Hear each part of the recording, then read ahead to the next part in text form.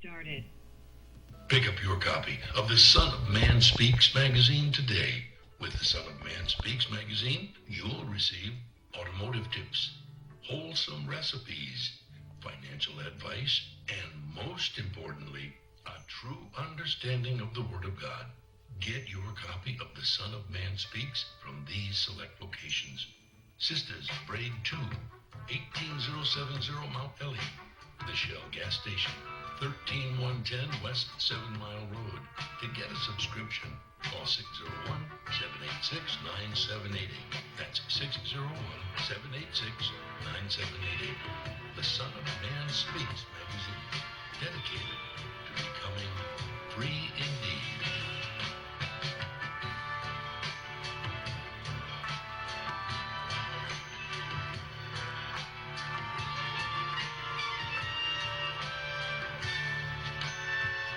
Attention, brothers and sisters, viewers and listeners, now available. Your Son of Man Speaks magazine digital subscription. Your digital subscription to the Son of Man Speaks magazine will also include our monthly e-newsletter, both delivered to your inbox.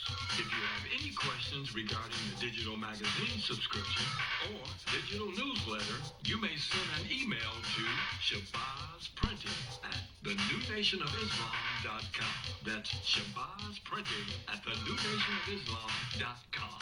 Or call 1-601-786-9788. That's 1-601-786-9788. You can also subscribe online. Visit www.thenewnationofislam.com and click on the magazine tab to register for your online subscription. We would like to invite you to help support the efforts of the Unity and Rebuilding Fund. Visit the website at www.unityandrebuildingfund.com. That's www.unityandrebuildingfund.com. We often hear how we need to work together to rebuild the city, and we're actually doing it. You can make online donations and click on links to track the progress of the Unity and Rebuilding Fund. And for more information, 313-868-0000 is a local number. Again, 313-868-0000. Support the Unity and Rebuilding Fund. To make your online tithes, offerings, donations, gifts to the Son of Man through Cash App, make your payment to $New Nation of Islam. That's $New Nation of Islam. Or call 601-786-7056. 601-786-7056. I just used your other one though today because it was, look, it did 2 drips and I was like, oh, I can use my umbrella. My homegirl was talking about it. I'm like, don't talk about it. With our umbrellas, our customers are turning a drab day into a fab day. After all, representation matters. In other words, rain or shine, we've got you covered. Introducing Designs by Deej, your one-stop gift shop for all things handmade and unique. Our products range from our most popular umbrellas, blanket and pillow sets, handmade coasters, and other statement pieces that showcase the beauty of our melanin and natural hair in a beautiful and empowering way. You can find our brand at the sister shop locations in New Jersey and Atlanta, Georgia, or you can visit our website, www.designsbydeej.com. Again, that's www.designsbydeej.com.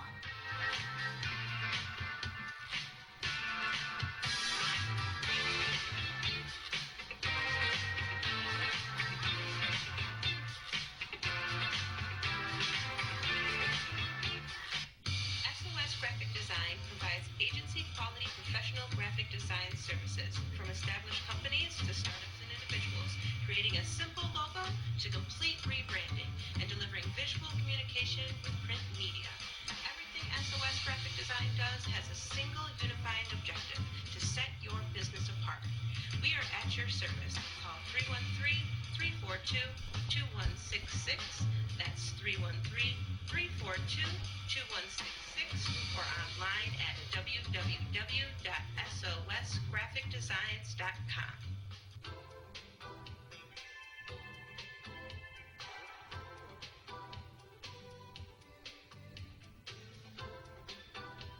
Are your clothes coming apart at the seams? Universal Seamstress and Tailoring has got you covered. At Universal Seamstress and Tailoring, we specialize in a wide variety of alterations and transformations to make and keep your clothes looking and fitting their best. From hem jobs to downsizing suits and dresses for a perfect fit to replacing zippers and buttons, Universal Seamstress and Tailoring is your one-stop shop for clothing maintenance. Also, do you have a logo for your clothes you'd like to wear? Universal Seamstress and Tailoring can put it there. That's right. At Universal Seamstress and Tailoring, we not only do alterations, but embroidery as well. Shirts, pants, coats, hats, even bags. If you can wear it, we can embroider it.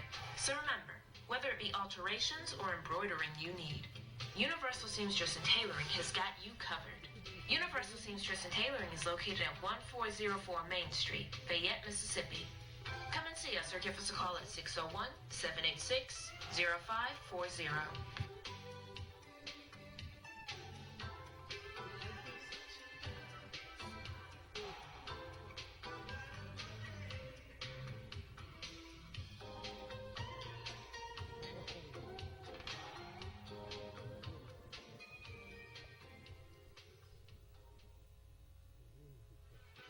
Year-Around Landscaping has been serving Metro Detroit for over 20 years, offering various landscaping, lawn care, property maintenance, and home renovation. Our professionalism has earned us an outstanding reputation, while our creativity, integrity, and dependability have kept our clients returning and referring us to others. At Year-Round Landscaping, we prioritize quality customer service. We treat every client as our only client before, during, and after providing our services. We believe in building solid relationships with our clients and ensuring their satisfaction. Whether you need a complete outdoor makeover, indoor renovation, or routine maintenance, we have the expertise and resources to deliver outstanding results. Our team is committed to providing exceptional service and completing every project to the highest standard. To schedule an estimate or consultation, please call us at 248-843-6139 or visit our website at yearroundlandscaping.net. Year-Around Landscaping. One source, unlimited resources.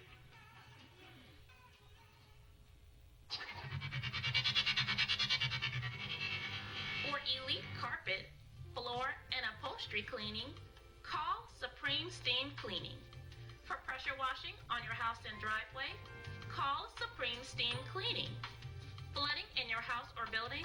Supreme Steam Cleaning's got you covered with our emergency water extraction services. Transform the rooms in your home with floor installation, repairs, and more. Give us a call today at 601-720-5138. That's 601-720-5138. Visit our website, www.supremesteamclean.com, and follow us on social media at Supreme Steam Cleaning. When you need an elite team, call Supreme. For all facets of professional hair care and braiding, come to Sisters Braid 2, located at 18070 Mount Elliott in Detroit. We specialize in braiding and natural styles, knotless box braids, feed-in braids, scale twists for men, women, and children. We specialize in all facets of healthy hair. Try our natural oils to keep your hair healthy. 313-826-0498 or 248-372-1738. Out of the pocket. 7 seconds. 6 seconds. Murray hits the downfield. Oh, man, the power's out again. You have reached Quality Construction and Engineering, your #1 emergency generator source. Power outages can be unpredictable, inconvenient, and disruptive to your life. With a backup generator, your life goes on uninterrupted with power when you need it.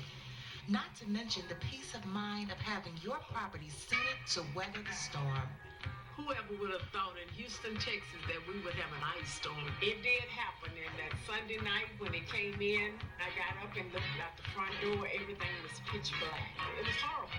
Something out of a novel or a science book that you had never seen before. Once the lights went out, my generator popped on. It ran 55 hours. The only one had lights. Get your backup generator installed with Quality Construction. We install both residential and commercial generators, so you're always covered. Schedule your consultation with us by calling 1-855-876-9370. That's 1-855-876-9370. Or visit us online at www.powerqec.com. That's www.powerqec.com. Financing is available with low monthly payments and 0% interest for 18 months. That was the best investment that we could have ever made. That's my backup, the generator. Generators with Quality Construction, built tough enough to weather the storm. Capital Area Planning Services offers a variety of services catered to your land development needs. We offer landscape design, residential design, land planning, mapping and consulting services, and more. We have over 20 years of design and land planning experience. CAPS LLC offers services to developers, builders, architects, surveyors, contractors, government agencies, and private landowners. Feel free to contact us to find out which services are available in your area. You may reach us at 601-326-2966. That's 601-326-2966. You can also visit us on the web at www.capsllconline.com. Let us put on our thinking caps to serve your land development needs. The views and opinions expressed on the following show are not necessarily the views and opinions of WHPS, its affiliates, management, or sponsors.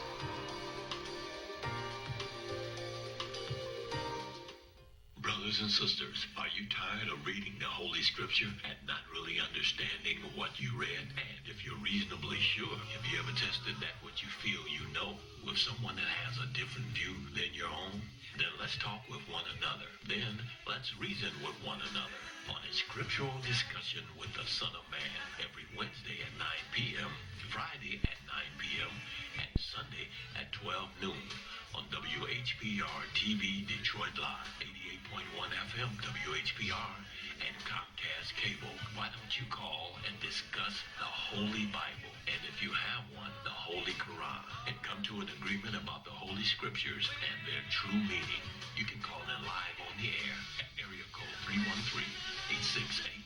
313-868-4336, 313-868-0342, or 313-868-0351. That's 313-868-4336, 313-868-0342, or 313-868-0351. And now, let's go live with a Scriptural Discussion with the Son of Man.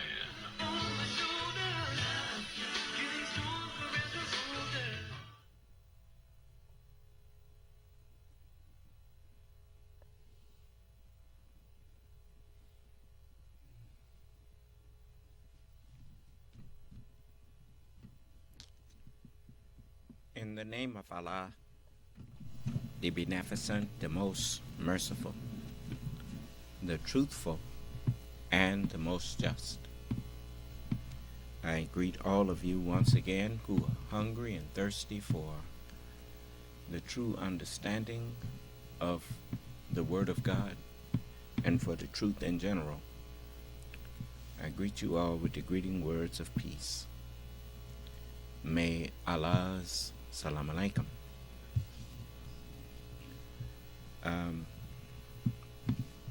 I want to begin, as always, with those who may have questions or something they want to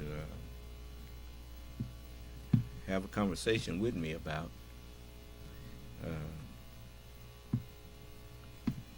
before I get into tonight's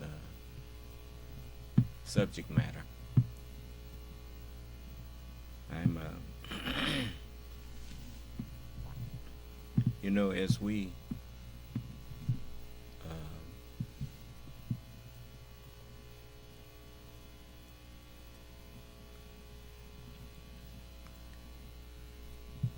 we stand up to speak. I remember the messenger, he said, we should think 5 times before you speak.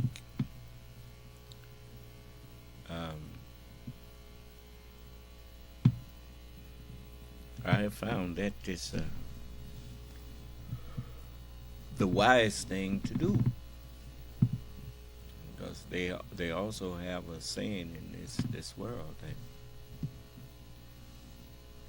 it is better to remain silent and be thought of sometimes as a fool than to open your mouth and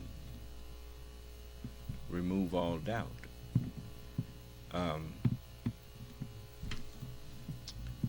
That has the truth is a two-edged sword, and when you first hear that, it people say things in front of children that they would not dare say in front of grown people, because a child is justified to be nothing but a fool. And as we look at these terms, for instance, the term foolish,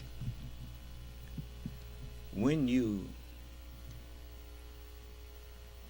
feed a person foolishness, from the time that we are children, sometimes many of us were given a steady diet of foolishness. That's why a lot of grown people, they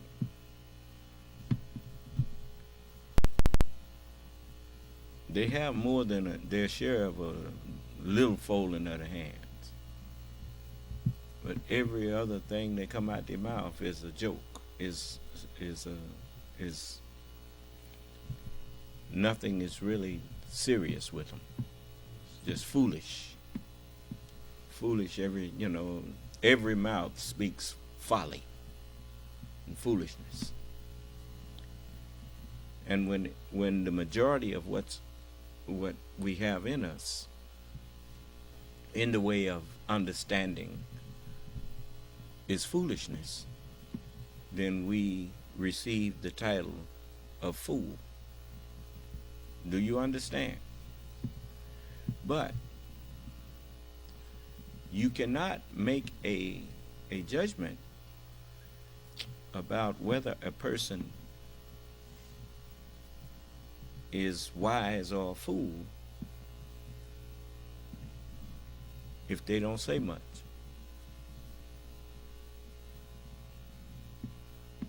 But after the mouth speaks, the abundance of the heart begins to be made clear, removing all doubt about whether wisdom is there or a fool is incarnate there. Do you understand? And so, as I told you, the reason why a lot of people that used to come in and talk to me don't want to do it anymore is because they have found out that I wasn't the fool that they thought I was. And, I could have remained silent, but that's not what Allah told me to do. He told me to come speak to you, so I told you was going to learn to be afraid of me.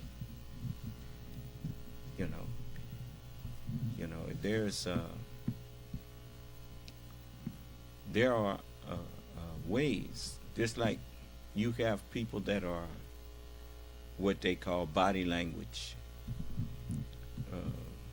experts. And they observe the body language, the gestures that people make, the facial expressions, and all of that kind of thing. And their body silently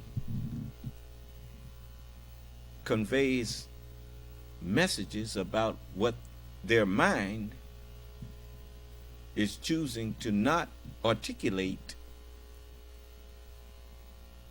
in words. Do you understand? And they are called body language experts. And sometimes they may be wrong, but if you study something long enough, as I told you, the sunlight, the truth is compared to the sun, the day star. The sunlight bounces off of certain things.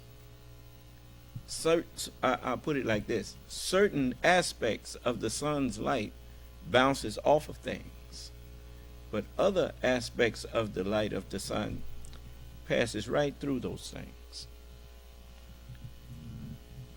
Where people say, I see through you. Do you understand? And so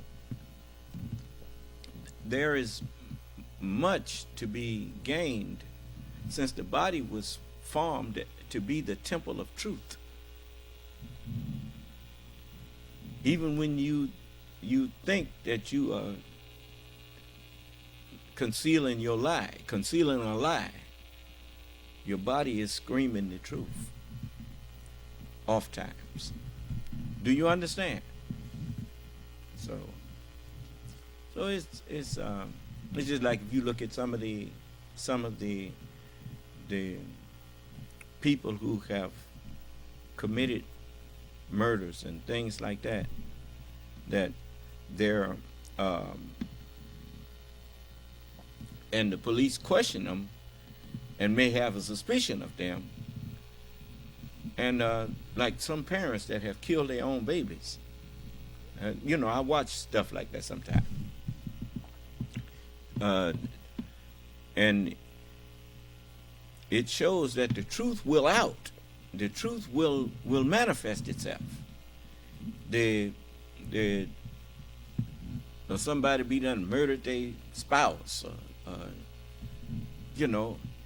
and they call the police after they did it with a fake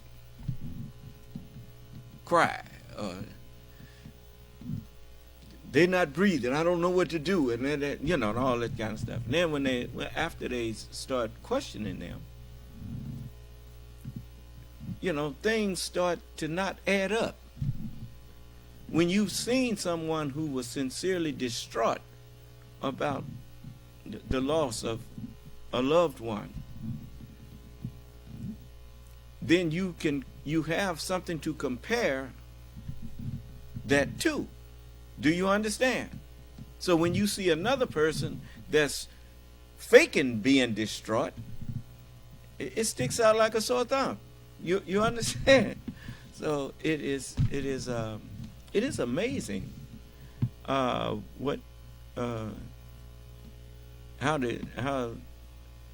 the truth just jumps out at you like those prominences or flares jump out from the sun. Do you understand? The light just comes out.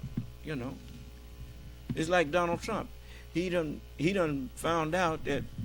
I mean, I don't know if he done found out because he keep doing it, but he didn't follow Hitler's advice. Hitler said, keep it simple. And just keep repeating it. He didn't say keep adding to it. Because the more you keep adding to the lie, it starts coming apart. There's nothing to hold it. You see? So he keep adding to his lies.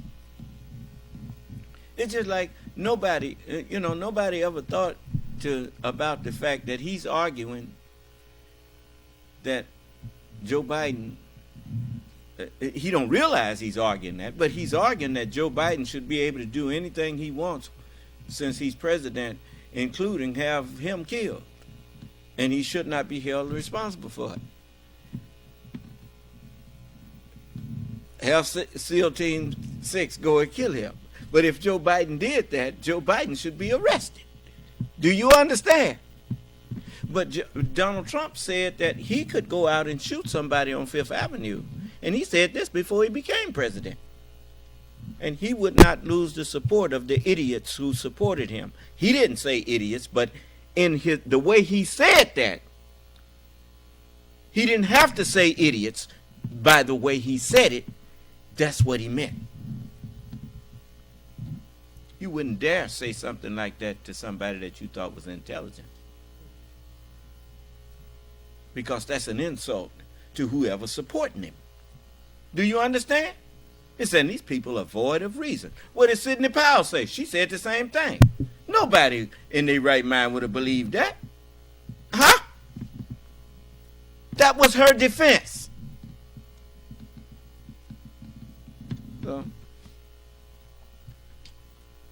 But the one thing that I defy you to be able to do, if you can do it, then I'll give you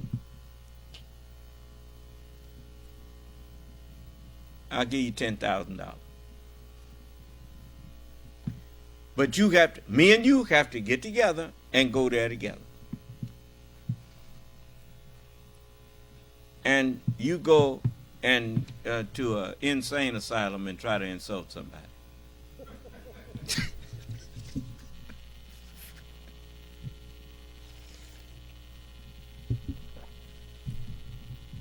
If you could insult them, they wouldn't be in there. You have to be sane to understand when somebody done insulted you. Do you understand? It's a lot of people that's functional, but is a few cans short of a six-pack. Do you understand what I'm saying? Proof of that is what Donald Trump said, and he still got the support of them people. You can't on the one hand say that you are for law and order, and a man stand up and say he could go out and shoot somebody on Fifth Avenue and he wouldn't lose your support. Because you didn't even understand what he was telling you. He told you he could go out and murder somebody right now on Fifth Avenue, and the people that would, and he's proving it. The man tried to overthrow the government, and he still got support. The man had been charged with 80-something criminal charges, and he still got support. And yet these people, a lot of them claiming to be religious people. How do you claim religion supporting a man who said he could go and murder somebody and you would still not, he couldn't lose you. He wouldn't lose you. I mean, that woman that got killed there at the Capitol, she was one of his supporters. She wouldn't even been up there if he hadn't incited her to come up there.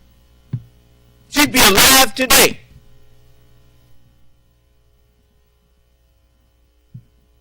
More than likely. There's a 99.9% chance that that woman would still be alive today if she hadn't listened to Donald Trump and showed up there acting a fool.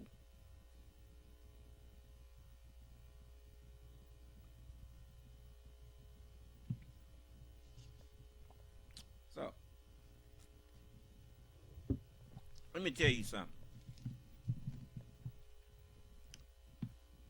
It's like when the brother, I ain't never forgot, brother Alexander told me, he said, Son of man, a brother. You know, he used to tell me about conversations he had with people. And a brother asked him, he said, yeah, I know how the Son of Man is in public now, but how is he in private? Because they were used to people being one way when they in front of you, but a whole different thing when they're behind closed doors. Farrakhan is like that. You know, people that have been around him tell you that he cuss at you and do all kinds of stuff in behind closed doors. You know, but that's not me. You may meet people that don't agree with me, that decided they wasn't gonna follow me no more. But ask them, did they leave me because they thought I didn't care about them?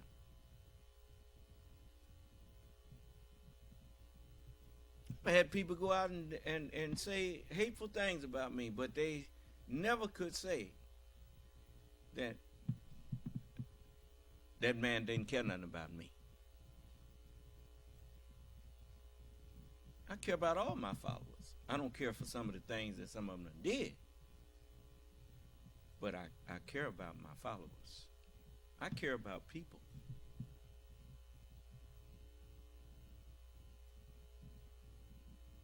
And I'm thankful that I was raised that way. Even before I started practicing Islam as taught by the Honorable Elijah Muhammad, I cared about people.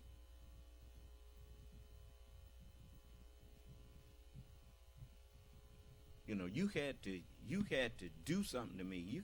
Couldn't nobody just come to me and make me hate you because they said so. That don't work for me. That never did work for me. I might listen to them, but, and then I may kind of watch you after that, but I'll form my own opinion about whether I should dislike you or not. Do you understand? Because, that's not just.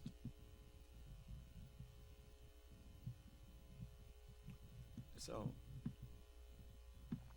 and that's why you don't hear no white people coming in here talking about they don't believe they get justice from me. How can you be the Son of Man and you around here hating us? And they would say all kind of things to me. But if ever one of them come up there and call me a hate teacher or that I'm teaching hate, what have I taught that you can say is teaching hate against you? Even when I call them the devil, they know it ain't because I hate white folks. It's because that's who they are.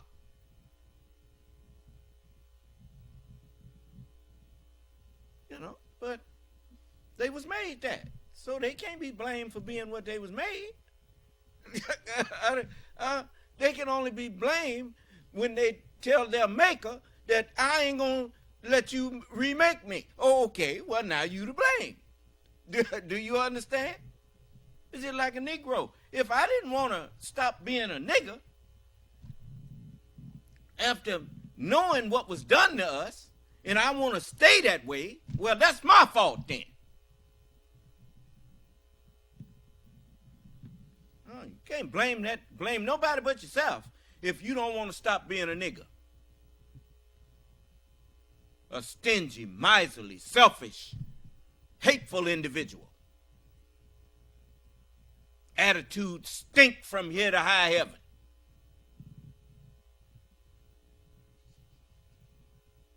Can't stand to see your own people with nothing.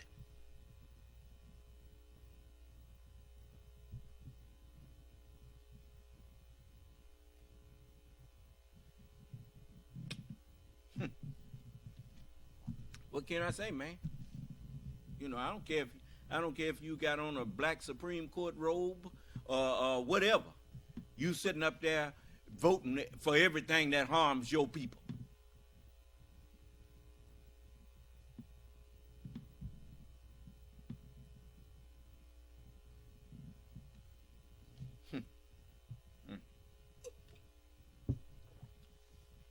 something here. I like to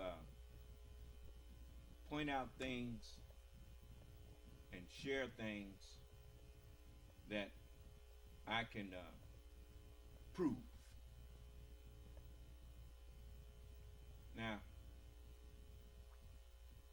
I want you to see this. I'm going to try not to interrupt it. I'm just try to let you see for yourself. It's Infrastructure Week. I'm wondering if the president... Is it Infrastructure Week? Secretary Chow kicked off Infrastructure Week with an event with the U.S. Chamber of Commerce this morning. This is CNN Breaking News. Breaking news, stunning reports that President Trump shared highly classified information with the Russian foreign minister. Infrastructure Week continues. We're actually calling it Infrastructure Week in this administration, and today I have the honor to kick off our very first summit focused on infrastructure. This is CNN Breaking News. Breaking news tonight, James Comey's gripping and incriminating testimony under oath portraying President Trump as a liar. We call it Infrastructure Week. We're working very hard to reduce the permitting and approval process on major projects. Tonight, 100% willing to testify. President Trump accuses James Comey of lying under oath and says he's willing to go under oath himself. My administration is working every day to deliver the world-class infrastructure that our people deserve and, frankly, that our country deserves. But you also had people that were very fine people on both sides. Tonight, President Trump stuns even members of his own staff, repeating his belief both sides were to blame for the violent protests in Charlottesville. We're here today to discuss the urgent need to rebuild and restore America's depleted infrastructure. New scrutiny over the Rob Porter scandal. Michael Cohen personally paid the porn star $130,000. We're going to get this infrastructure going. Another member of President Trump's cabinet under scrutiny for reportedly getting low-cost housing that's connected to an energy lobbyist. So I know people like to joke it's Infrastructure Week again. I'm very happy that it's Bipartisan Infrastructure Day anyway. Breaking news, Robert Mueller raised concerns to the Attorney General, saying the Attorney General didn't fully capture the substance and conclusions of Mueller's 448-page report. Was anything false or misleading about this that I just showed you? Or was it just It's Infrastructure Week. history that many people don't care to remember? Let's delve a little bit more into this. Now, the Holy Quran says that let me find it. I like to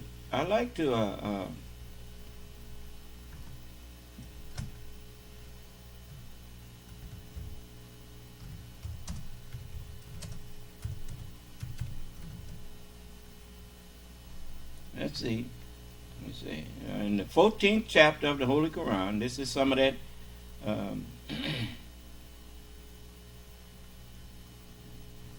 let's see here.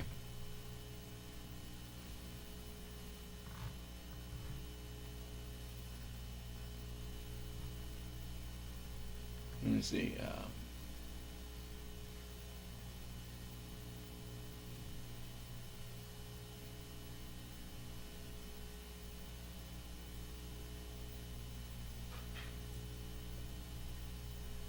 Let's see.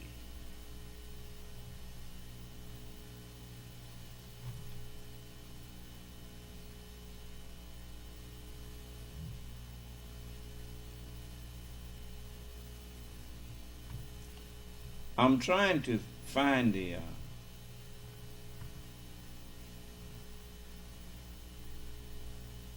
which one I want to show you. It's just 2 times that it's said about this matter. Yes.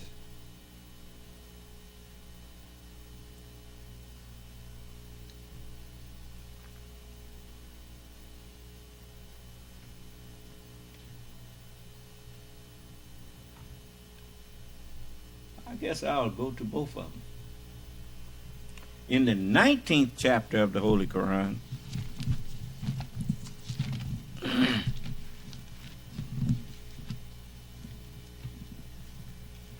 they sure had a lot of, Donald Trump and them sure had a lot of infrastructure weeks, didn't they? Okay, let's like that woman on Fred Sanford that kept promising to cook him a nice meal. Huh? You remember that? You remember that episode? They finally realized that she was yanking their chain, huh? And I want you to see this. This is the 19th chapter of the Holy Quran, and I'm going to start at the. Let me see here.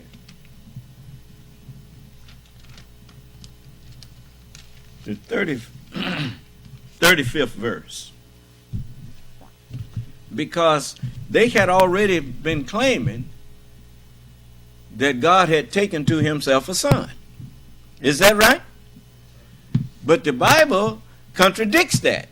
The Bible in the 2nd chapter of Psalms says, I will declare the decree that the Lord of the worlds, Allah, have said unto me, Thou art my beloved son, and this day have I begotten thee. And you know that he wasn't talking about no physical begat. Is that right? Otherwise, what was he doing talking to a physical person, saying, this day I've begotten you? Because Allah is the truth. And the truth does not beget flesh. The truth begets minds. Do you understand? Okay. Does anybody disagree with me? If this ain't the Sabbath day, how do you explain me standing up here telling the whole world I'm the Son of Man and ain't nobody challenging me on that? Come on. Come on. Explain it to me.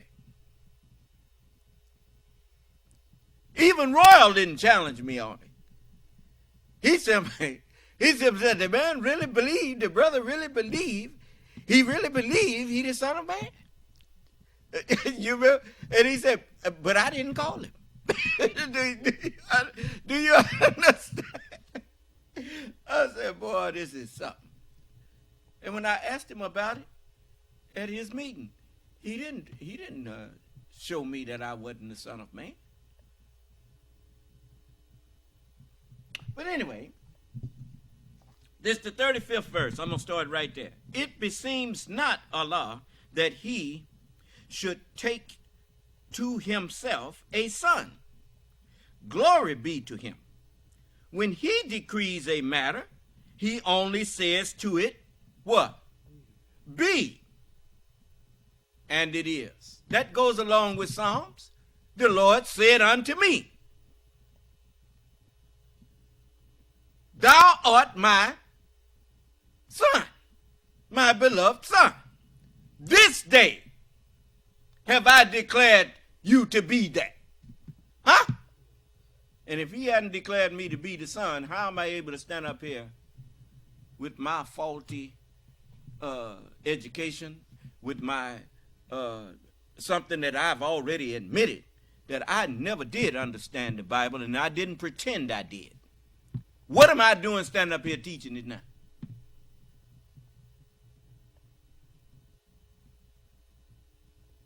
And if the Holy Quran was not a reminder of the Bible, how do I understand the Holy Quran? And it was just introduced to me. But from a child, I had known the Holy Bible. If the Holy Quran and the Holy Bible were not from the same source,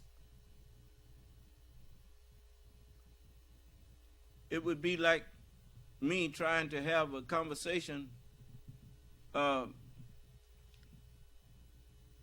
having gone to med school or being taught by doctors, and then I try to have a conversation with lawyers. The terminology that lawyers use ain't going to be the same as what doctors use. Huh?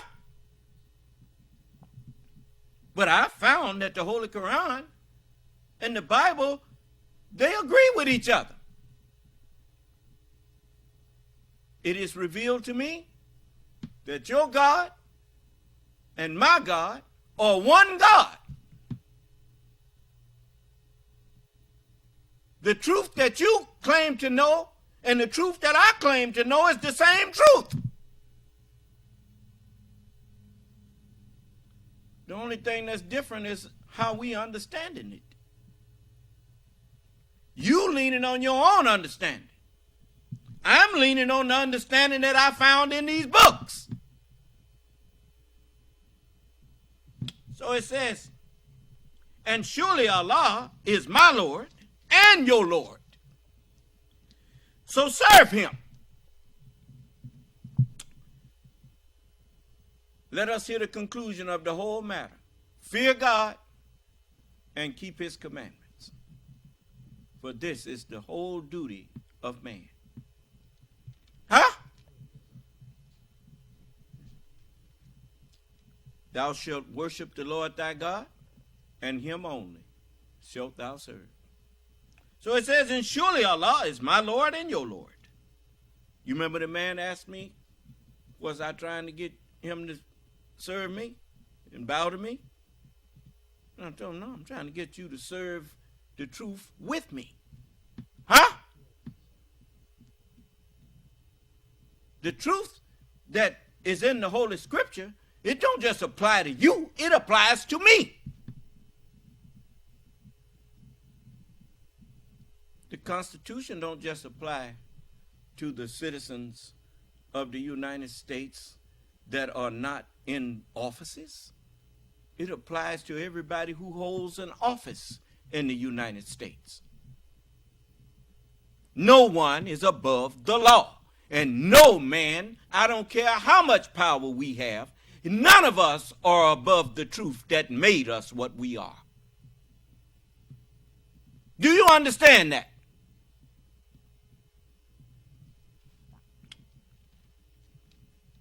This is the right path. Guide us on what? Have I tried to get you to go away from that path? Okay. But parties, Democrats, Republicans, and you name it, Shiites and Sunnis and you name it, parties from among them differed. They had differences of opinion. That's why I'm here, to judge between them wherein they differed. Huh? So woe to those who disbelieve in me. Whosoever believeth on him shall not perish, but have everlasting life.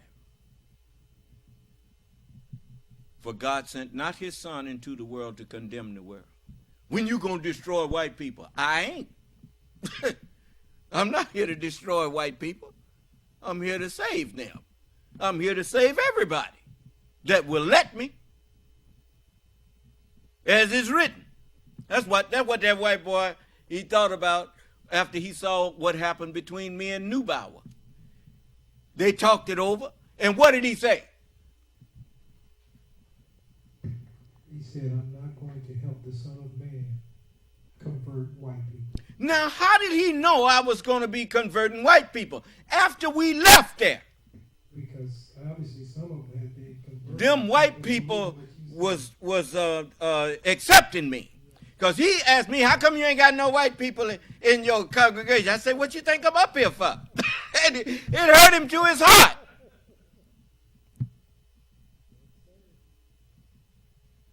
I'm not trying to tell white people to just integrate your neighborhood and I'll be satisfied with you. No, that ain't what I'm trying to do. You can stay white. I ain't trying to make you mix in with other people. I got siblings that I love, my older sister Laverne and my older brother Bernard and my younger brother James. But we don't all live together. They got their own house. In my Father's house, there are many mansions. You don't have to integrate in order for us to be Muslim brothers and sisters. White people can stay white, black people can stay black, yellow people can stay yellow, and brown people can stay brown people. Because each of us have mates that look like us, if we want them. And you are a sorry individual if you can't stand to look at somebody who look like you.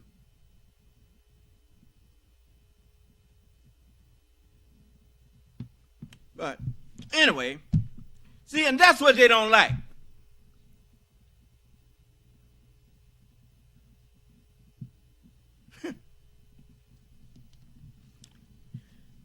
But parties from among them differed. So woe to those who disbelieve because of their presence on a grievous day.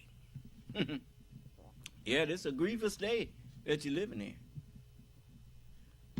How clearly will they hear and see on the day when they come to us? Are they seeing clear now? They're seeing so clear that they can't even figure out a way to begin an argument with me.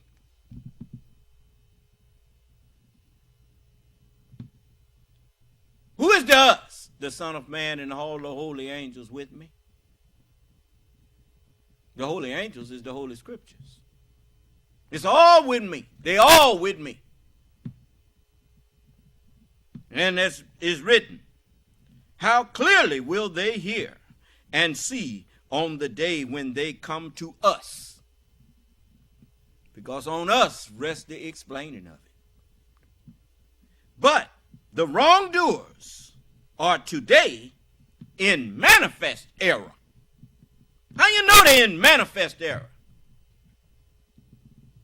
I call them all their religions of lies. I call their head, Donald Trump, a coward. Huh?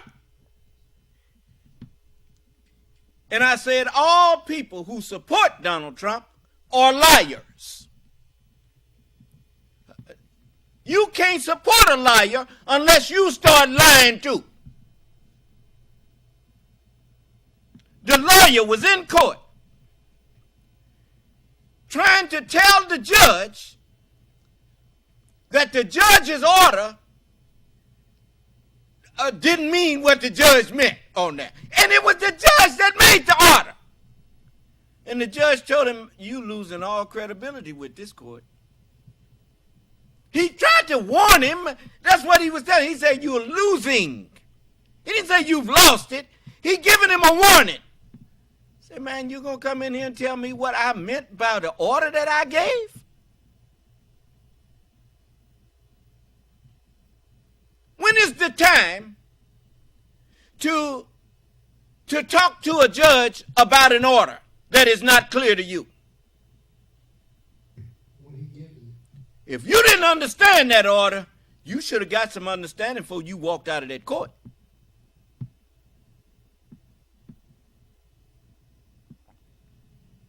Man, tell you don't say nothing about the jury or any juror. I mean, what do you misunderstand about that?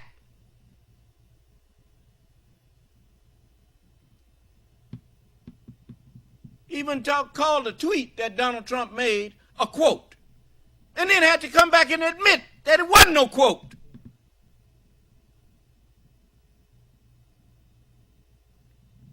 A lawyer, I don't care how much you paying him, when he get in that courtroom, he is an officer of the court.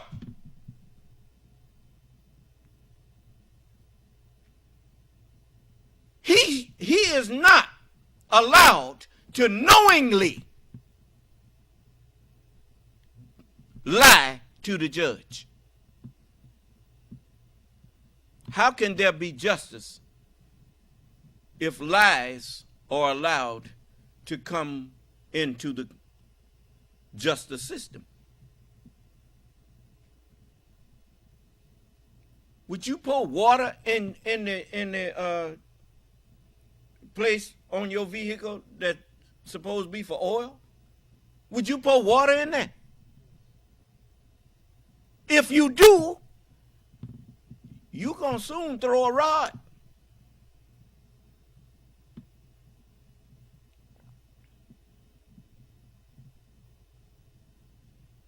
You creating a miscarriage of justice when you start adding lies into testimony.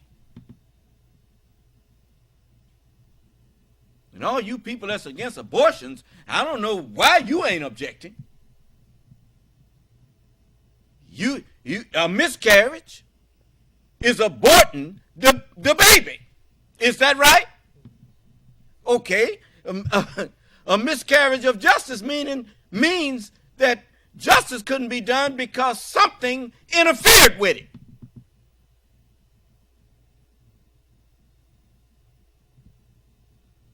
Okay, let's read some more. How it says, and warn them of the day of regret. Remember I told them you're going to soon hate yourself far worse than you hated me. Warn them of the day of regret when the matter is decided. And they are now in negligence. And they believe not. So you neglecting the truth that I'm sharing with you. You neglected to pay attention in the class that I offered you on a daily basis.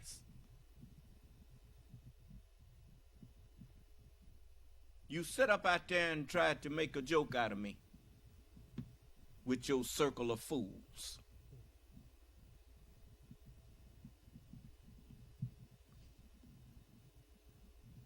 Surely, we inherit the earth. You remember Jesus said, I am meek and lowly of heart? What does lowly of heart mean? It means humble.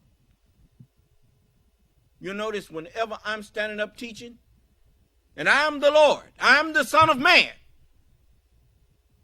who have I ever refused to let speak to me if they wanted to speak to me?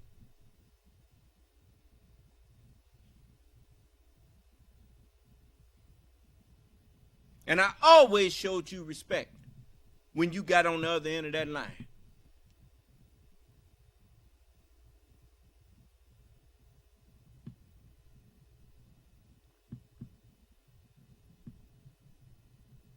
And if you didn't start nothing, it wasn't nothing. I didn't start nothing with you. I showed you respect.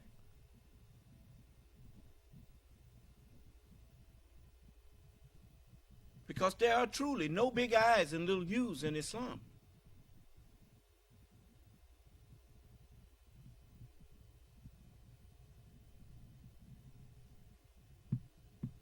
That's meekness. The meek shall inherit the earth. That's what Allah gave me when he gave me the scriptures as an inheritance. All of the messengers of God were the meek. Now, why do you suppose he gave it all to me? Because I was proud or because I was meek? And now the messenger told me, he said, the earth belongs to you. It didn't belong to you, but now you the true owner. He said, Israel taking it away from you. Jacob took it from you. He said, come on, I want to give it back to you. Now he done gave it to me. David said that. He said, the earth is the Lord's, and the fullness thereof, the world, and they that dwell therein. So everybody belongs to me. So how have I wronged you in any way?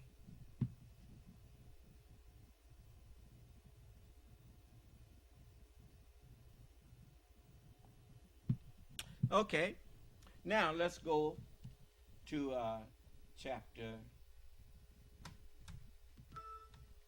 Just a moment. Chapter 14. and the 22nd verse. The truth is confirmed. That's section 4. Chapter 14, section 4, verse 22. It says, and the devil will say when the matter is decided, surely Allah promised you a promise of truth, and I promised you, then failed you. Infrastructure Week, what was that? Just a promise after promise after promise after promise after promise. That's what the devil will say. He read the snake to you. And at the end, don't tell me you don't remember that. He read the snake to you. And I read this the other day, and I said, wow, that's really amazing. That's really incredible. And it's the snake lyric. On her way to work one morning, down the path along the lake, a tender-hearted woman saw a poor, half-frozen snake. Are we on Truth Social? Okay. Look, all y'all that's looking at me on Truth Social, look, man, I don't hate you. You got a right to believe what you want to believe. But I don't think people have the right in this day and time to lie to you and trick you into believing something that is not in your best interest. You know, I tried to tell my younger brother, I just talked to him, you know, he can't even say my name now. When we talked today, my older sister called me because it's his birthday today, April the 24th. And he done had so many strokes, and they call them mini strokes. You know, little small strokes that keep happening to him. And so he said, Ma. And I said, yeah, it's me, bruh. And we talked. And he and I, when he could sing, I mean, I used to love to hear him sing. My brother James could sing. And we used to talk. He'd come back and forth, visiting here sometime to Mississippi. And when I was out west with him, I used to try to get him. I said, bro, why don't you come on? He said, now look, Marvin, I told you I don't want that. And I said, okay. And I left it alone. And when he'd come visit, I just let him see what we are doing. You know, I stopped trying to get him to, because I didn't want to drive him off. You know, when you keep on hounding somebody about something, that just make them want to, you know, push you away even more. So I stopped. But when all of these things happened to him, at least I'm not in grief. Because I know I did all that I could to try to get him to stop eating pig, to stop a lot of the stuff he was doing. And he just said that he didn't want to hear it. And, you know, that I need to, you know, in so many words, mind my own business. And so I left it alone. It's just like the people in Truth Social. I noticed y'all done stopped insulting me. And I appreciate that. And I'm not going to insult you, but I'm not going to lie to you just to be your friend. I can't do that. Donald Trump don't give a damn about none of y'all. And you need to, look, anybody that stand up and lie to you and make you false promises, they don't care about you. Wake up before you sleep forever. Anyway. Interesting. His pretty colored skin had been all frosted with the dew. Oh, well, she cried, I'll take you in. and I'll take care of you.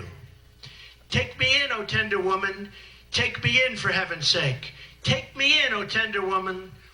Sighed the vicious snake. She wrapped him up cozy in a curvature of silk, and then laid him by the fireside with some honey and some milk. Now she hurried home from work, and that night, as soon as she arrived, she found that pretty snake she'd taken and revived. Take me in, O tender woman. Take me in, for heaven's sake. Take me in, O tender woman. Sighed the vicious snake. What is he saying right now to you? Take me in. Take me back in. Take me back in. I done bit you once, but I'll do better this time. Take me in. And he said, from day one, I won't be no dictator except for the first day.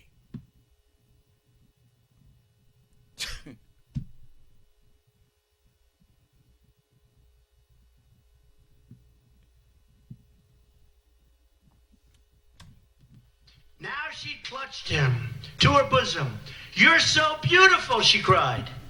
But if I hadn't brought you in, by now you might have died. She stroked his pretty skin, and then she kissed and held him tight. But instead of saying thank you, that snake gave her a vicious bite. Take me in, O tender woman. Take me in, for heaven's sake. Take me in, O tender woman, sighed the vicious snake. I saved you, cried the woman, and you've bit me. Heavens, why? You know your bite is poisonous, and now I'm going to die. Officer Sicknick voted for him. That's what his family said. He supported Donald Trump. Many of the people that's on the police force and in the Justice Department are Republicans. They vote for the Republican candidate. How does he repay them? If they don't approve of him breaking the law, if they don't approve of him just ignoring the law, he fired them. Remember Lieutenant Colonel Vindman? Man served his country honorably, him and his brother. But when he didn't go along with Trump breaking the law, he was forced into retirement.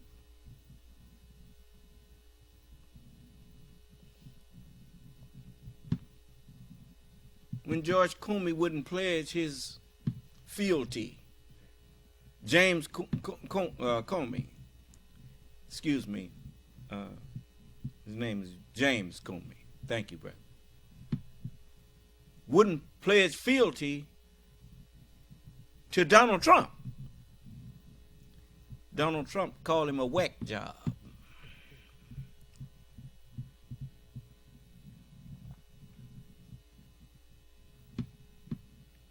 When General Mark Milley went out with him, not knowing what Donald Trump was up to, walked out there with him and realized that Donald Trump had used him to do something that the military does not do.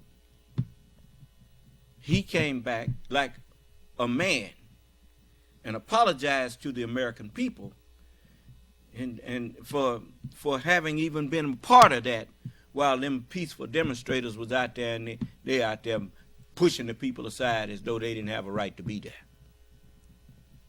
Donald Trump had even asked, could you shoot some of them in the leg or do something, to get them out the way.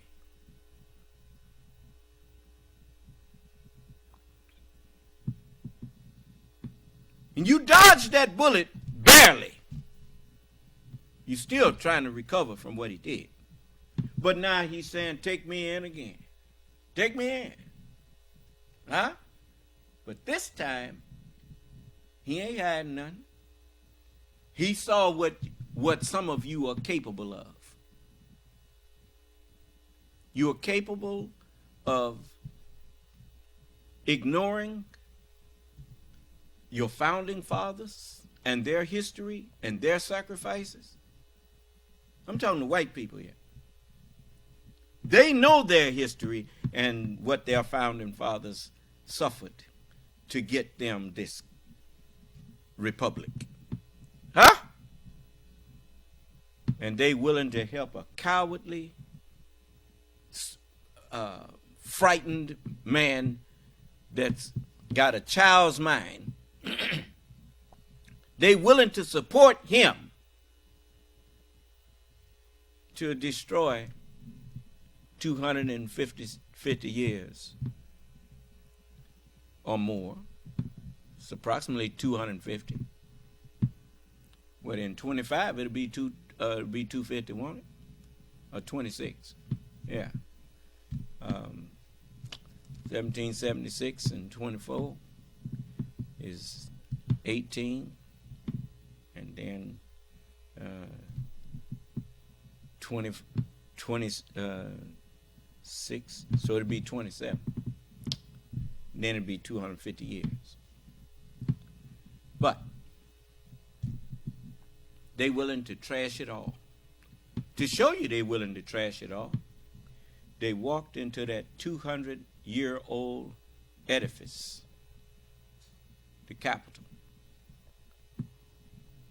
And white people did this.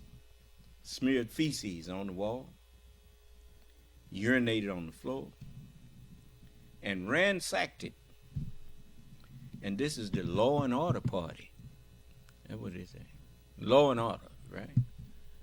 I told you what MAGA meant. Mayhem, anarchy, godlessness, to pave the way for autocracy. Do you understand? Okay. Now, if you wanna do it, that's you. But I told you I will help you keep it, but I can't do that for you. This is your country.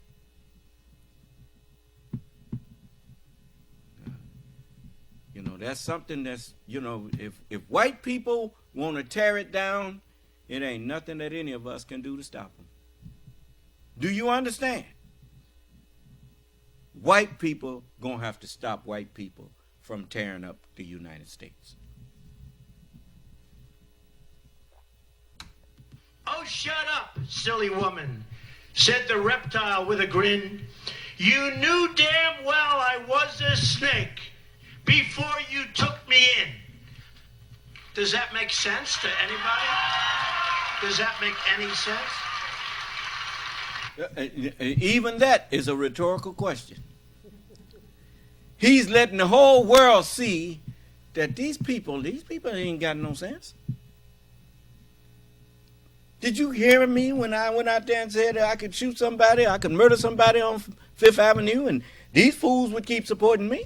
So what you feeling sorry for them for?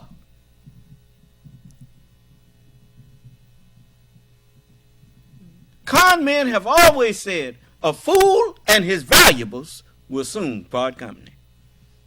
Do you understand? Okay.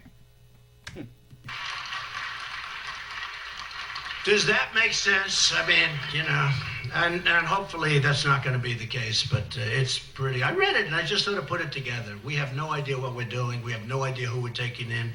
Yep. You got no idea what you're doing and didn't have no idea who you was taking in until January 6th. Had all of them hollering on January 6th, didn't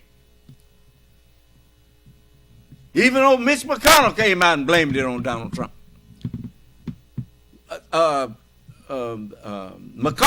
Kevin McCarthy blamed it on Donald Trump. Everybody up there was blaming it on Donald Trump. But that soon changed, didn't it? Yeah. Mm-hmm. Okay. Now, I want you to, I got to refresh your memory again, because I don't want you to forget. Now let's go back to the promises. I'm wondering if the president Is it infrastructure? Secretary Chow kicked off Infrastructure Week with an event with the U.S. Chamber of Commerce this morning. This is CNN Breaking News. Breaking news, stunning reports that President Trump shared highly classified information with the Russian foreign minister. Infrastructure Week continues. We're actually calling it Infrastructure Week in this administration, and today I have the honor to kick off our very first summit focused on infrastructure. This is CNN Breaking News. Breaking news tonight, James Comey's gripping and incriminating testimony under oath portraying President Trump as a liar. We call it Infrastructure Week. We're working very hard to reduce the permitting and approval process on major projects. Tonight, 100% willing to testify. President Trump accuses James Comey of lying under oath and says he's willing to go under oath himself. My administration is working every day to deliver the world-class infrastructure. Are you looking at the dates of these things? Okay. Just make sure you're looking at the dates. That our people deserve, and frankly, that our country deserves. But you also had people that were very fine people on both sides. Tonight, President Trump stuns even members of his own staff, repeating his belief both sides were to blame for the violent protests in Charlottesville. We're here today to discuss the urgent need to rebuild and restore America's depleted infrastructure. New scrutiny. Now he in 2018. He was saying it in 2017 and still talking about it in 2018. Ain't done it yet. But he promising. He only promises you to deceive you. Bob Porter scandal. Michael Cohen personally paid the porn star $130,000. We're going to get this infrastructure going. Another member of President Trump's cabinet under scrutiny for reportedly getting low-cost housing that's connected to an energy lobbyist. So I know people like to joke it's Infrastructure Week again. I'm very happy that it's bipartisan infrastructure day anyway. Breaking news, Robert Mueller raised concerns to the Attorney General. Saying the Attorney General didn't fully capture the substance and conclusions of Mueller's 448-page report. Now,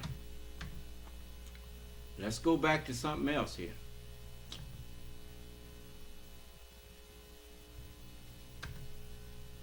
At a White House meeting in January of 2017, the head of North America's building trades unions praised then-President Donald Trump for committing to improve the lives of labor workers.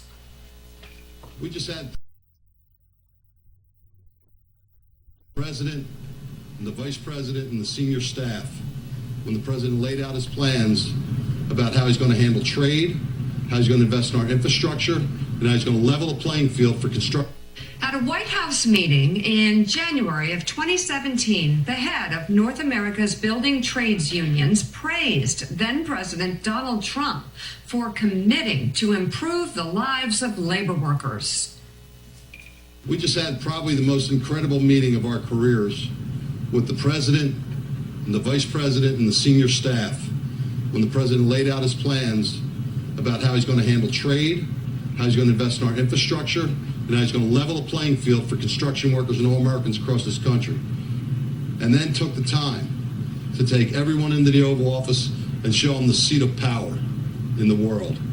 The respect that the President of the United States just showed us, and when he shows it to us, he shows it to 3 million of our members in the United States, was nothing short of incredible. Well, that was then, and this is now, and it's one thing to say something, it's another thing to do it. Fast forward to today, where the NABTU is endorsing President Joe Biden's 2024 campaign and launching a nationwide effort to keep Trump from ever returning to the White House. In a statement and an accompanying video, the group's President Sean McGarvey says Trump broke those promises he made to union leaders when he first took office. You are promising America tonight you would never abuse power as retribution against anybody. Except for day one. Donald Trump, he's not a good man. He's not a good person. He does not care about anybody in this world. except Donald Trump. That's it. That's all. Very clear and present date. Now he's looking to get in that position again to exert revenge on people.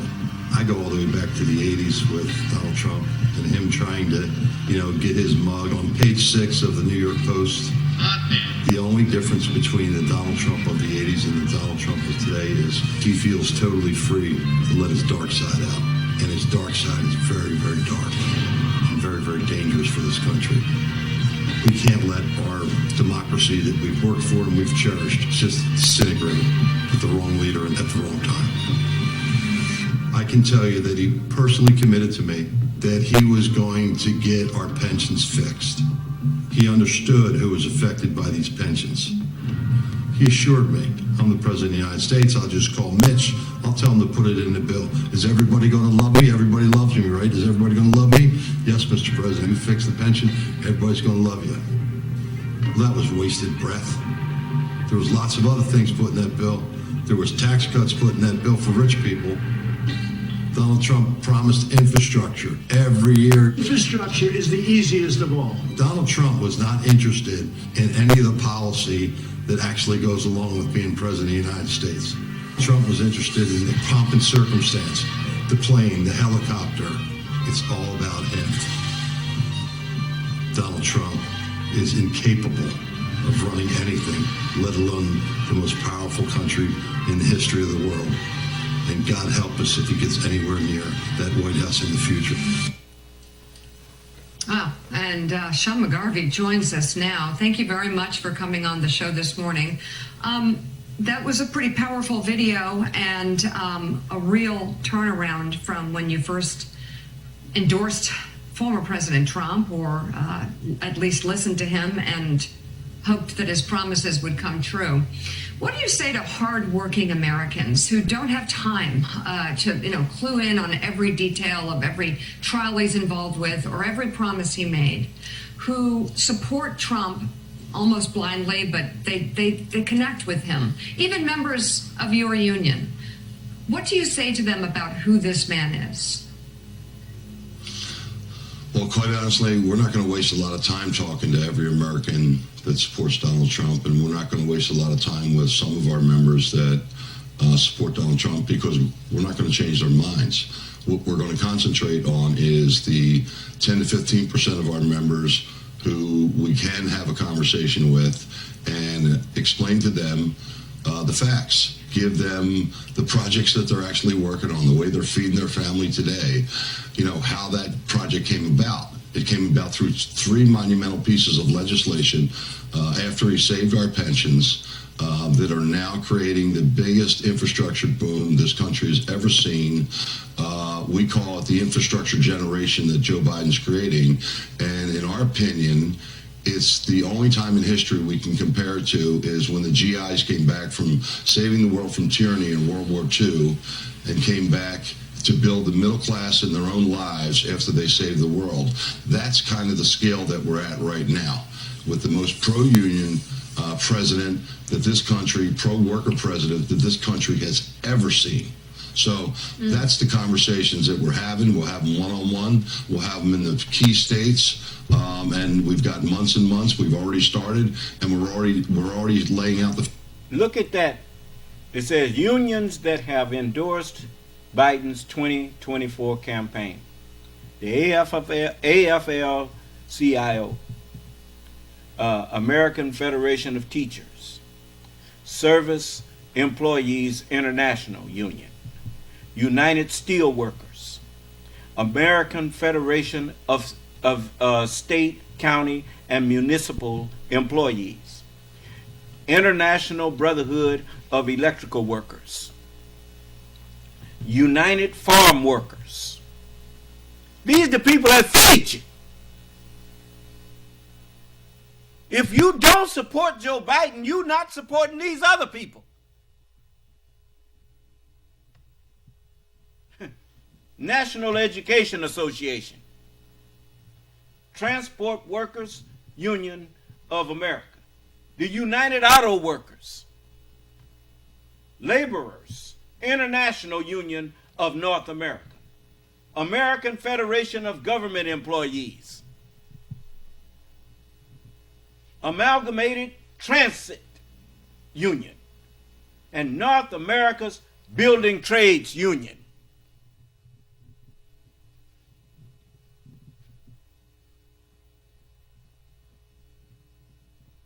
So you're going to tell all these people that you're not going to support, and some of you who in these unions, you're not going to support the man who's supporting you?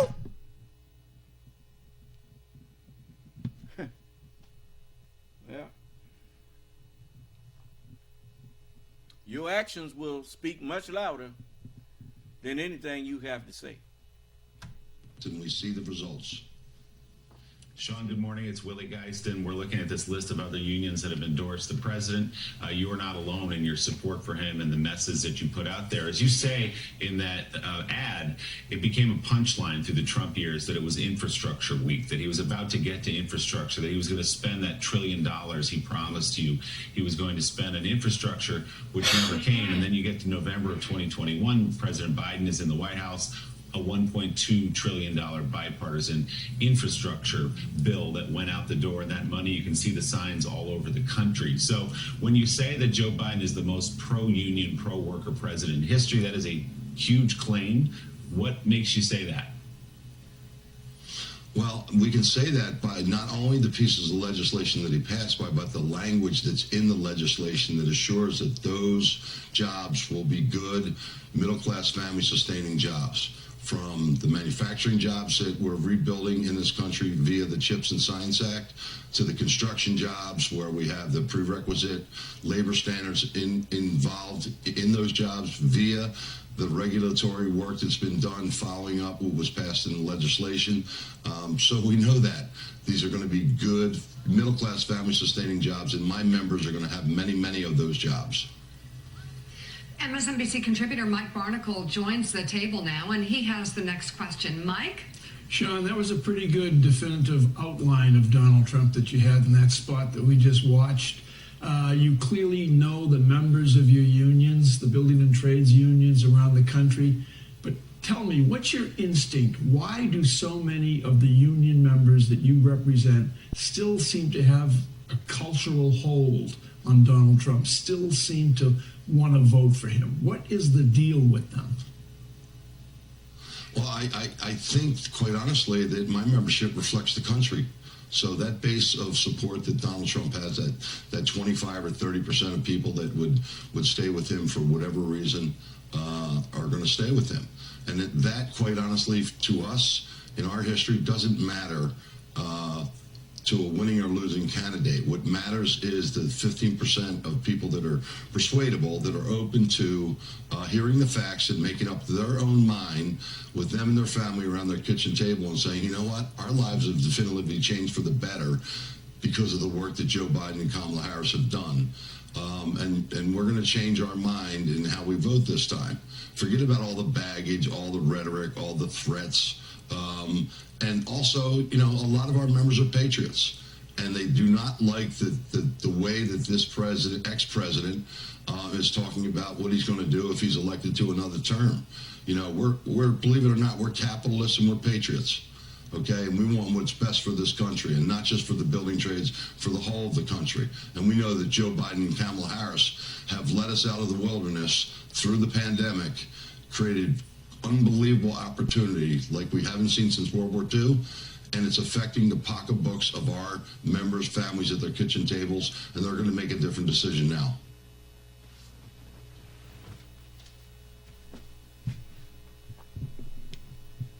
Did anybody see anything on there that they want me to replay and they want to make a comment on? You know, I don't like people to think that I'm twisting nothing. You know, I don't twist things.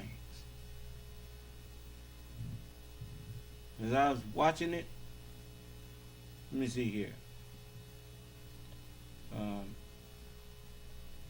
was looking at Lawrence and some of the other things. Here's another good example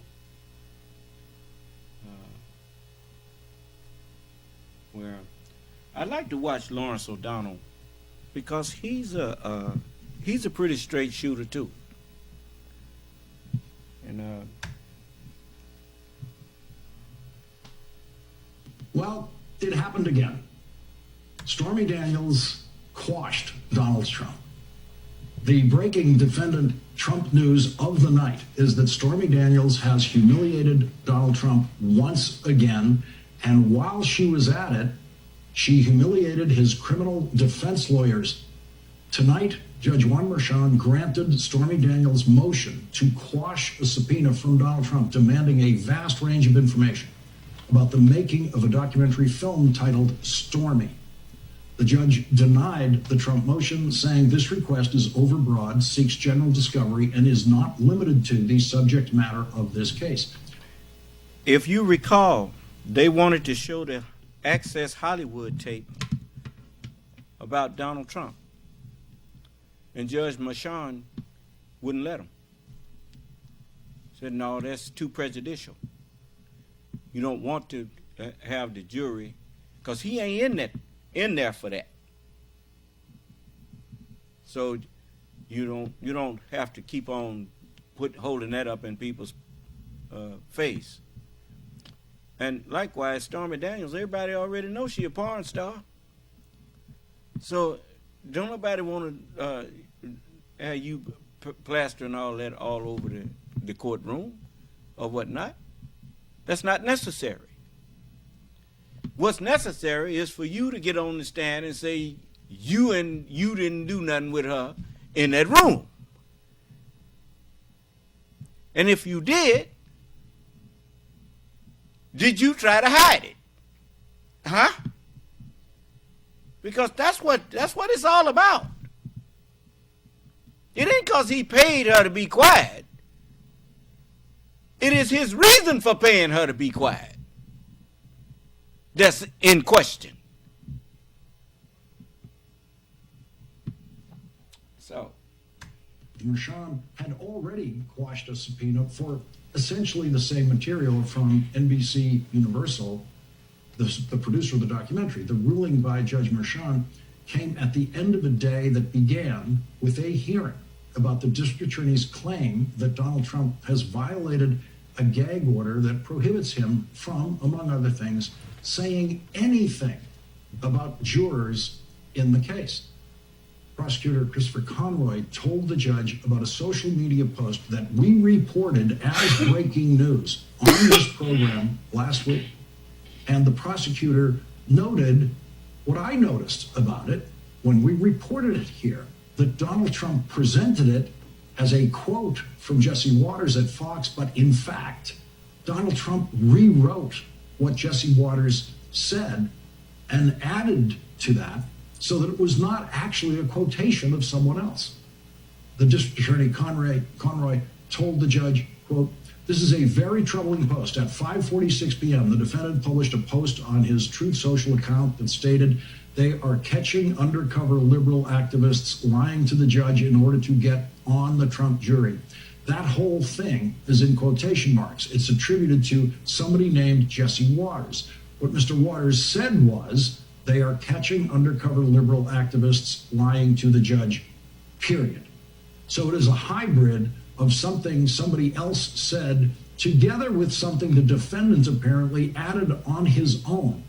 I think the link to the jurors in this case, to this proceeding, I think it's very clearly a violation of your order of April 1st. Donald Trump's criminal defense lawyer, Todd Blanche, first tried to defend that post by Donald Trump by saying that it was a repost of what someone else wrote. But Judge Merchan would have none of that. Judge Merchan, it was posted on April 17th at 5:46 p.m. and it says, in quotes, they are catching undercover liberal activists lying to the judge in order to get on the Trump jury, closed quote. And then it's attributed to Jesse Waters. Is that, in fact, what Mr. Waters said? Mr. Blanche, he said they are catching undercover liberal activists lying to the judge. And then not, at the time, I don't believe he said, in order to get on the Trump jury, Judge Merchan. So Your client manipulated what was said and put it in quotes. Am I right, Mr. Blanche? I wouldn't use the word manipulation, Your Honor, but the rest of the quote is not part of the quote. Judge Mershon, okay. My other question is, this is not a repost at all. Mr. Blanche, no. Judge Mershon, no. This is something that was said on TV and your client had to type it out. He had to sit there, use the quotation marks, the shift key, and type everything out, and then add those additional words. So your argument that these are reposts and therefore they are not a violation, that does not apply to exhibit number 10, is it? Mr. Blanche, number 10 is not a repost. Agreed. Judge Mershon, so what is your argument as to exhibit 10? Mr. Blanche, Judge, the argument as to exhibit 10, it's ambiguous whether this statement violates the gag order. The gag order says Donald Trump is prohibited from making or directing others to make public statements about any prospective juror or any juror in this criminal proceeding. So Donald Trump cannot make any statement about a juror. No statement at all. That gag order wording could not be more clear. Donald Trump's criminal defense lawyer insulted the intelligence of the judge and everyone else in the courtroom when he then said, quote, President Trump is being careful with your honors rules. And the judge interrupted, saying, you, Mr. Blanche, you are losing all credibility. I have to tell you that right now. You are losing all credibility with the court. Now, you can spend years in the courtroom and never hear a judge say anything like that to competent lawyers. Judge Mershon said that he would rule on Donald Trump's violations of the gag order at some point after today's court session. And after Donald Trump left the courthouse, he put in writing a lie that he said when he arrived at the courthouse today and he spoke to the reporters gathered before he entered the courtroom. The in writing version is more coherent than the loony version that Donald Trump said into the microphone this morning. So we will go with the written version at 4:35 p.m. today. Thousands of people were turned away from the courthouse in Lower Manhattan by steel stanchions and police. That is an absolute lie. I have walked down there several times. Traffic is free flowing in and around the courthouse. Pedestrians, traffic is not hindered in any way. There was a large public gathering area in front of the courthouse where I saw exactly 3 Trump supporters gathered there yesterday. Early reports today said only 1 Trump supporter showed up, while the 85,000 Trump voters in Manhattan completely ignored what was happening at their local courthouse. Absolutely no one has been turned away anywhere in Lower Manhattan. It is actually much easier to approach and stand outside and gaze at Trump's courthouse than it is to see the Rockefeller Center Christmas tree in December, where the crowds and police barricades do indeed actually restrict access. Von Hilliard delivered today's best response to the Trump lie on Twitter, saying, Trump just claimed that the police have shut down the streets around the courthouse for blocks and that his protesters can't be here. Just not true. There is one pro-Trump person here, and the main street along the courthouse is open to traffic. And Von Hilliard, of course, included this video in his Twitter post showing you just how easily vehicles move around and just how much of no one is actually there in support of Donald Trump. The truth is, Trump supporters do not care that Donald Trump is being prosecuted. They've made that very clear. He has begged them to show up, and they have refused. Yesterday, Donald Trump said, America-loving protesters should be allowed to protest at the front steps of courthouses all over the country. So there's Donald Trump summoning Trump supporters in Idaho to go to the courthouse in Boise and stage a big protest for him, or in North Dakota, or in Utah, or Alabama, or Texas, somewhere where there's a vast majority of voters for Donald Trump. Any courthouse in America, Florida, anywhere, and no one anywhere in the country showed up at any courthouse to protest the criminal prosecution of Donald Trump. 74 million Trump voters said absolutely no, we will not protest Donald Trump's criminal prosecution. We do not care. They aren't the only people who don't care. Donald Trump is the only criminal defendant I have ever seen who cannot round up a single family member to sit in the front row of the courtroom in support of criminal defendant Donald Trump. His third and current wife isn't there. Neither of his daughters are there. None of his sons are there. Not a single personal friend has showed up as a show of support for Donald Trump. Not one.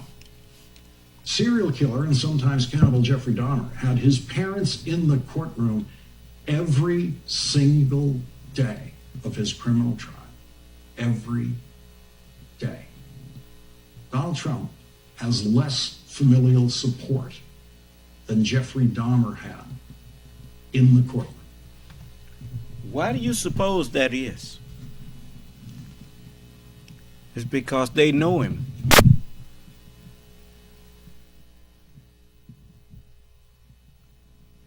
You notice the union leader, he said him and Donald go way back. But he didn't know Donald like he thought he did. Do you understand? Con men are all the same. Very likable, very what you call seemingly easy to get along with, because they always tell you what you want to hear. Do you understand? But you hang around them long enough, as with anybody, I don't care how long you put on a facade. Sooner or later, you're going to get tired of putting on that facade. That's why a lot of people left me. It's because they got tired of faking. That's what it was. You was just tired of faking. And it is better, as I've told you many times, you can't, it's hard to do this if you're sincere. It's impossible to do this if you are insincere. You would do better to go on back out there and whatever it is you think you missing, you need to just go and do that. And when you really, when you really get fed up and you ready to commit yourself to this cause like I am, I'm committed to this. You talk about burn the boats. I burnt the boats. Do you understand? I burnt them bridges that would lead me back to that world. I got nowhere to go but to what I'm doing, and I wouldn't have it any other way.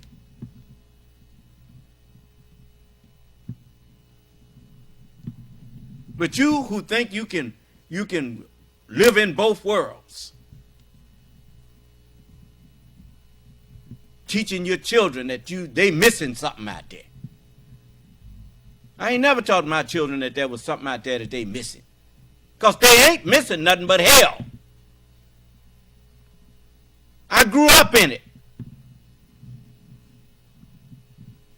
And like the silly, the brainless fly that gets caught in a decorated spider web, he think he sees something that he missing. Next thing you know, he's dinner. Do you understand? This world is a trap for people who don't want to be godly. Notice, godly.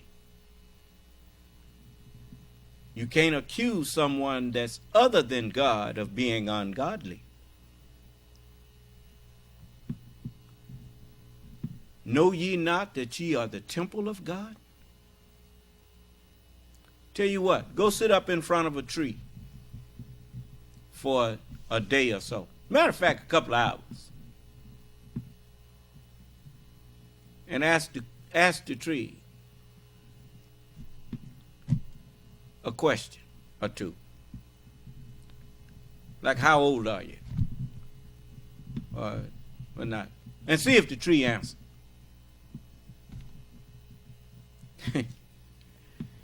Then go ask a cow. Go ask a horse. Go and communicate with any of them creatures out there.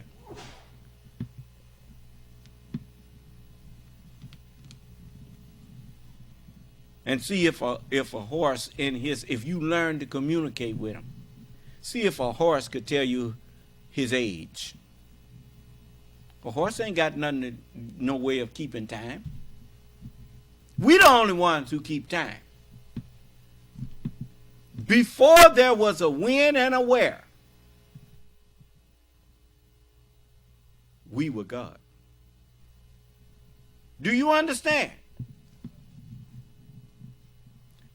If God is the head of Christ, and Christ is the head of every man, then every man is a part of the body of God. Then humanity is the temple of God. And who is God? God is the truth. Anything you want to know, you have to go ask another man. You ain't going to get that from no other creature. The word ain't with nobody but God. You picked up that microphone for a reason. What's yes, happening? Sir. B. Graham USA on Truth Social says, sounds like the son of Satan to me. Stop. Well, why don't you come in here and talk to me and let's see? Because it sounds to me like you just trying to get a bunch of people to talking to you, and ain't nobody talking to you. So why don't you come here and talk to me? What's his name again? B. Graham USA. B. Graham USA. Now, you brought up Satan, so I know you know something about God. So come on in here and show me how you get Satan from me, but you get God from Donald Trump. Is that what you get? Is that what you're trying to tell me? Come on in, boy.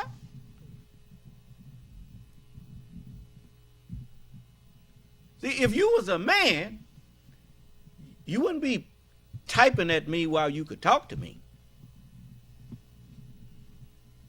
What's wrong? You done lost your nerve? Come on in. I ain't hard to talk to.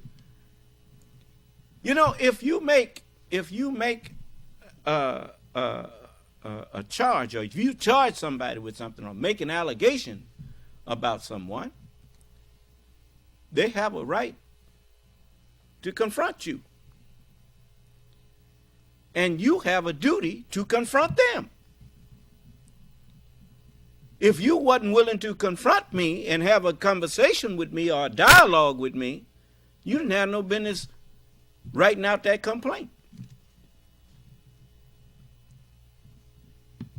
Read what he said again.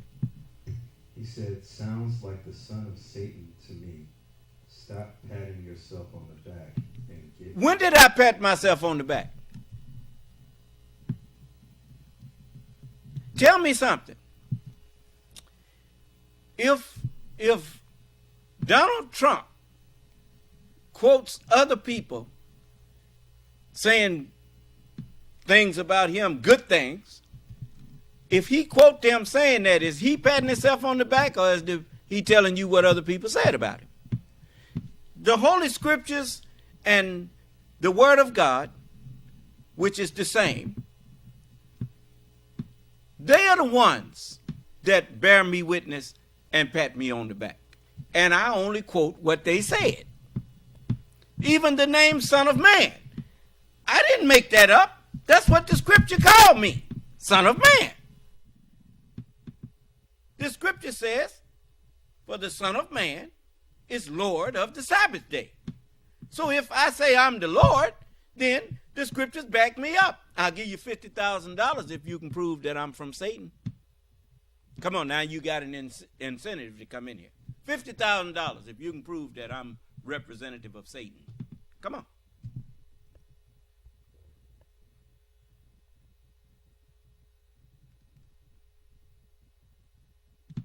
Just a moment. People sometimes think that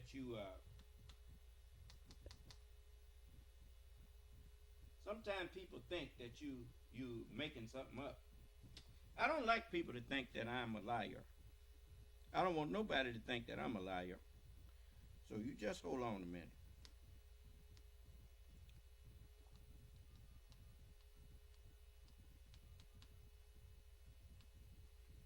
See, it's plenty ways to shut people down.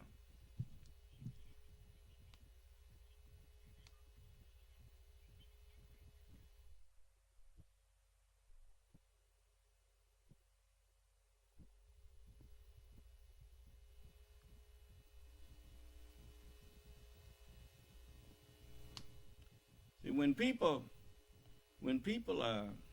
go to clowning,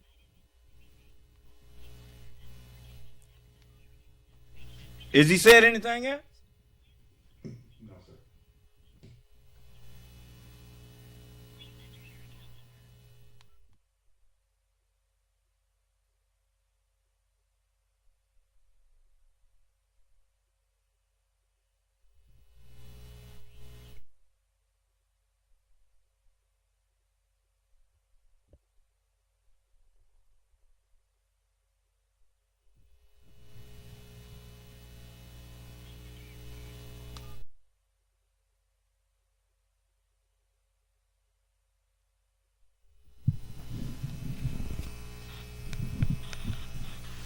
Please hold while I export your information.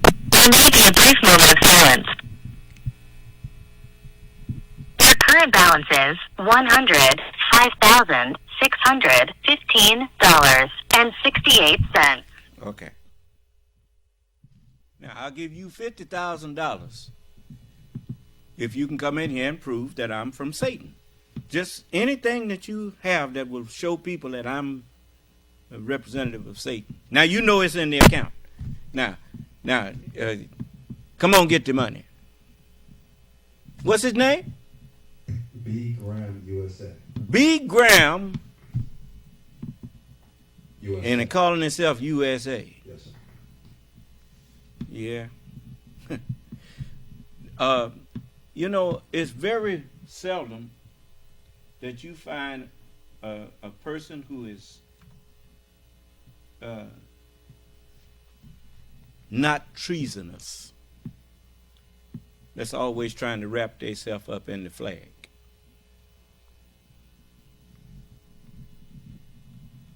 I don't have to pretend to not be a traitor or whatnot. My actions, my whole life proves that I'm not an enemy of this country. I've never supported anyone who was an enemy of this country. Just like when people used to say the Honorable Elijah Muhammad was teaching hatred because he called people like you the devil. He called white people devils. And the Honorable Elijah Muhammad, he said, we're not trying to overthrow the government. Just your ignorance. And when people come in here and they try to try to say, well, y'all teach hate. You say white people are devils. God love everybody. I said, well, wait a minute. Who is the man of sin?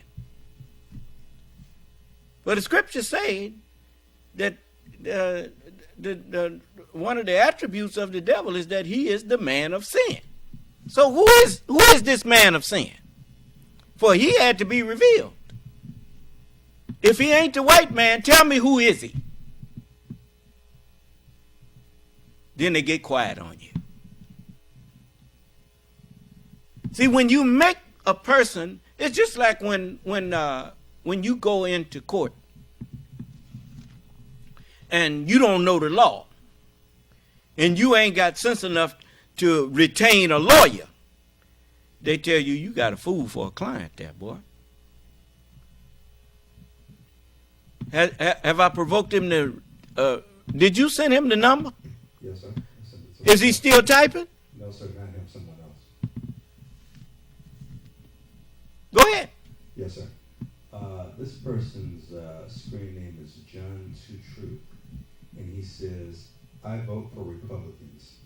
All Christians defined by the Bible believe that life begins at conception. No, first of all, life don't just begin at conception.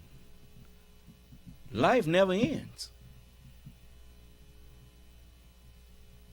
You the one running around here tripping. Even when you abort a child, the Holy Quran says there came a time over man when he was nothing that could be mentioned. If you want to be technical about it, you aborting a baby when you masturbate and relieve yourself, and them life germs don't get a chance to go into the woman because you relieved yourself outside of the womb of a woman. See, you pretend to believe in God. You don't believe in God, or you would not be trying to say that a woman is your slave. You ain't no keeper over no woman any more than you are a keeper over another man. There is not a soul, but over it is a keeper. You know what the keeper of your body is? It's the mind that's in you. You can't even stop people from murdering people outside of the womb.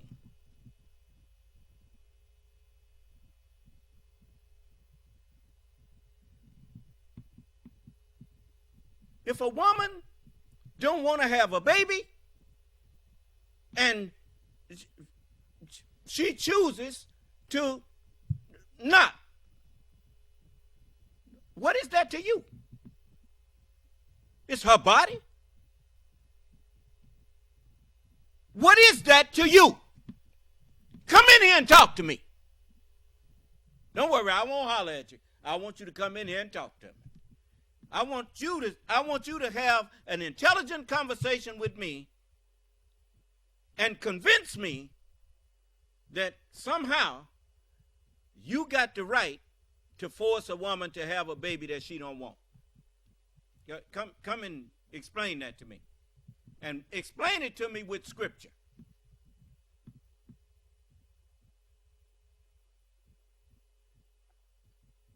Come on now, you brought this up. It's just like the other man. If you can convince me, I tell you what, I'll give you $1,000 if you can present me an argument that is sensible. Why did I lower it?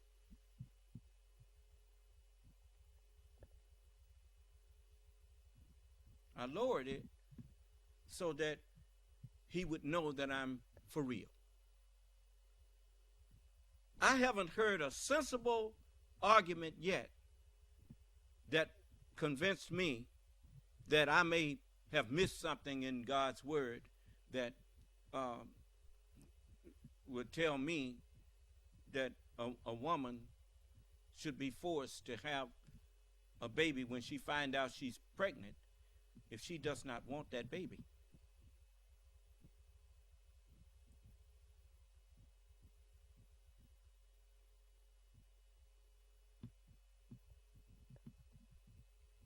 It's detrimental to her and to the baby if she's carrying a child that she don't want.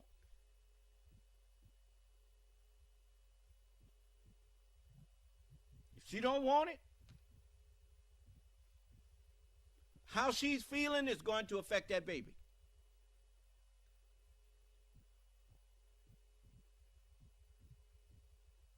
If you let that thing come to term.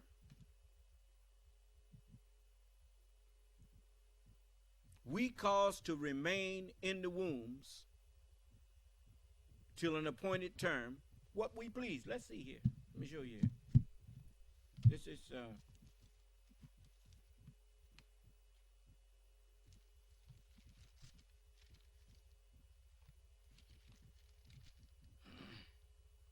O people, if you are in doubt, this is the 22nd chapter of the Holy Quran and the 5th verse. O people, if you are in doubt about the resurrection, then surely we created you from dust.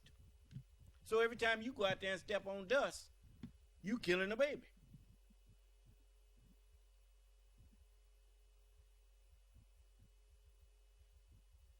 To hear you tell it. Of course, now you don't call it a baby when it's first conceived. It's not called that. It said, we created you from dust, then from a small life germ. Okay, life starts at that life germ, according to you. But when was it not life?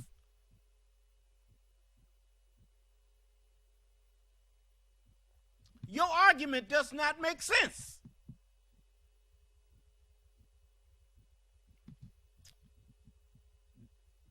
Then from a small life germ, then from a clot, the life germ connects with the ovum and it forms a clot. Not a baby. It's a clot.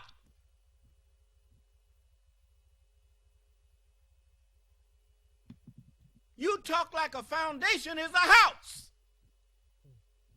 A foundation ain't no house. If somebody decide that they don't want that foundation there, they can always take it up.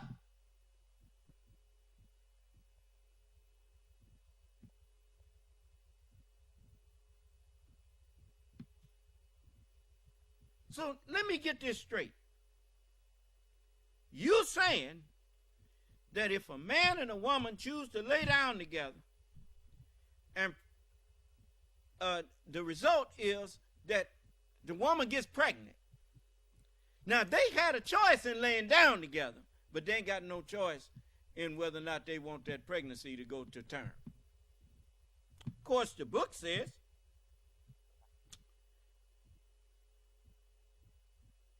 then it says, we created you from dust, then from a small life germ, then from a clot, then from a lump of flesh, complete in make, and incomplete.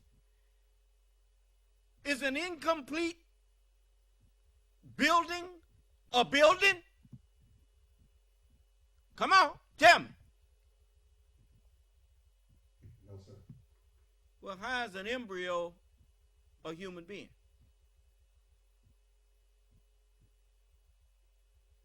Is a chassis a car? Would you go down there and buy a chassis? No, sir.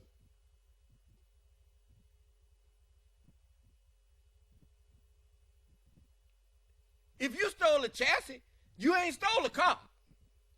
I didn't.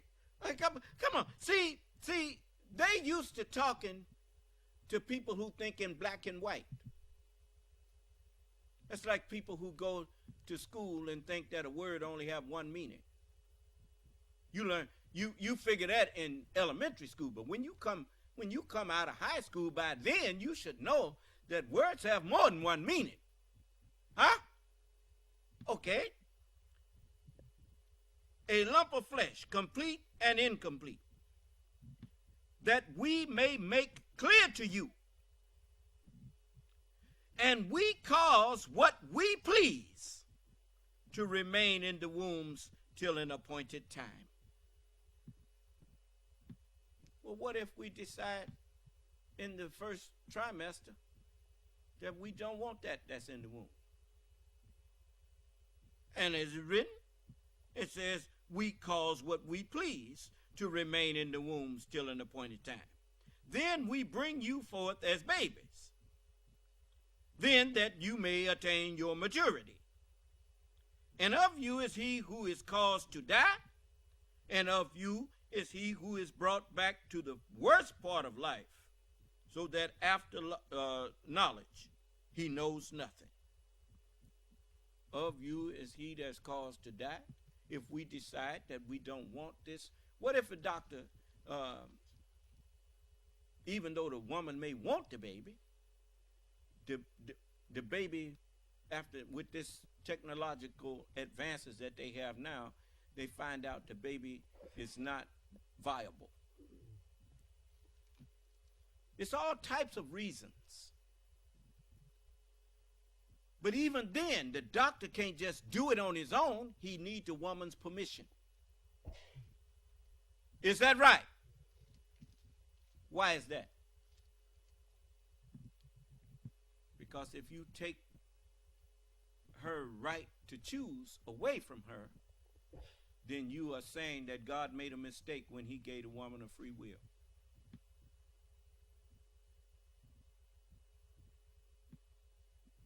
I tell all my sisters out there, I don't care what you, and when I say my sisters, I'm talking about people, women who believe in truth.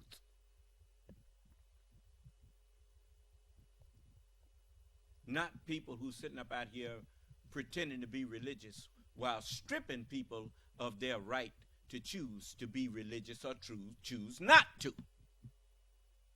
If somebody don't choose to abide by your religion, then you should just leave them alone.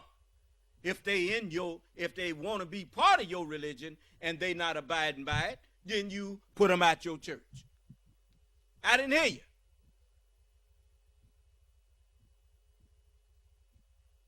But you never take away people's right to choose. You don't have that right.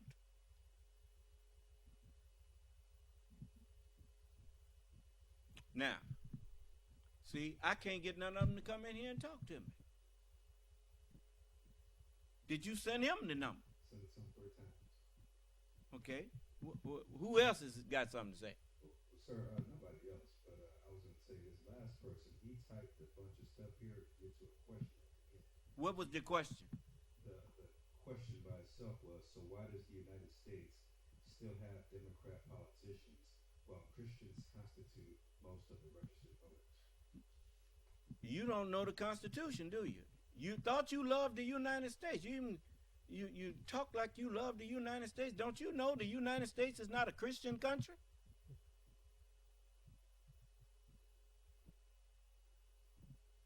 There is no state religion in this country. The Constitution says Congress shall make no laws respecting the establishment of religion, nor prohibiting the free exercise thereof.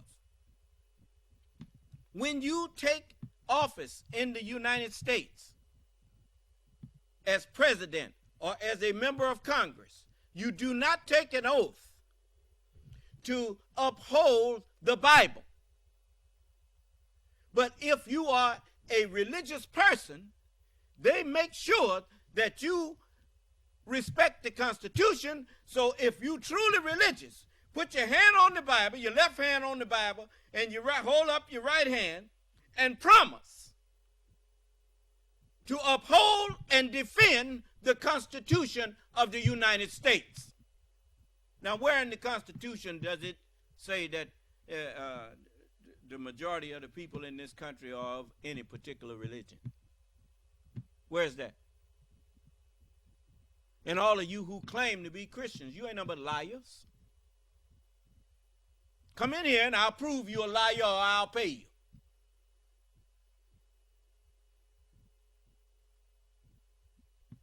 See, you're a bunch of cowards.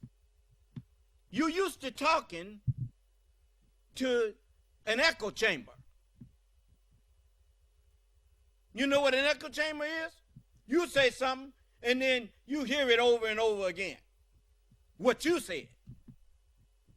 Come in here and talk to somebody that can talk back. You tell the lie about you believe in Jesus. You lying. You don't believe in Jesus.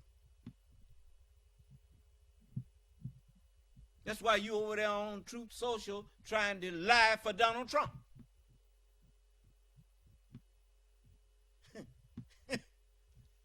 Man, you ain't fooling nobody but yourself. You know, one of the poets said, to thine own self be true. It's bad when you start believing your own lies. I wouldn't dare come in a forum like this after hearing a man like me talking and try to pretend to be religious if I really wasn't. Because I know that man will know. You think you can walk in a hospital and how many of y'all saw Catch Me If You Can? With that young man, what's that little actor? Leonardo DiCaprio. You remember when he got in the operating room and he couldn't stay in there. You can't fake that. Do you understand? So you can't fake a belief in religion. Talking about, read everything that he had to say. I want people to hear it. It wasn't no book, was it? Okay. Read it. He says, I vote for Republicans. All Christians defined by the Bible believe that life begins at conception. Refer to the 2020 to 2024 Democrat Party platform on abortion and refer to the number of abortions since Roe v. Wade in 1973 and refer to the World War II Holocaust. In the United States, Christians constitute most of the registered voters, accounting for 64%. So why does the United States still have Democrat politicians while Christians constitute most of the registered voters? And then he gives a quote from James chapter 2, verse 14 that says, my friends, what good is it for one of you to say that you have faith if your actions do not prove it? That's not what James said. You see, you just like that liar you following. James said faith without works is dead. That's what James said. Now let's go over that and see how you think about as much of the Bible as you do about the Constitution. You don't care. You try to use it when it suits you. But you don't respect it enough to properly quote it. Which shows that you just what Donald Trump is. You a liar. Now, what did he say? Chapter 2 of James? Yes, sir. Is that what he said? Yes, sir, verse 14. And I'm going to read something from James too. But first I'm going to go to there where you was quoting, misquoting. And we're going to get at the bottom of this, or the crux of this thing here. Just a moment. I like to have conversations with people, because that's how you learn. You can't learn nothing if you never talk to people. You got to talk to people. So I'm going to talk to you. Let's see here. That little book is way back here. Here it is. Chapter 2 and what verse? Okay. Now read what he said.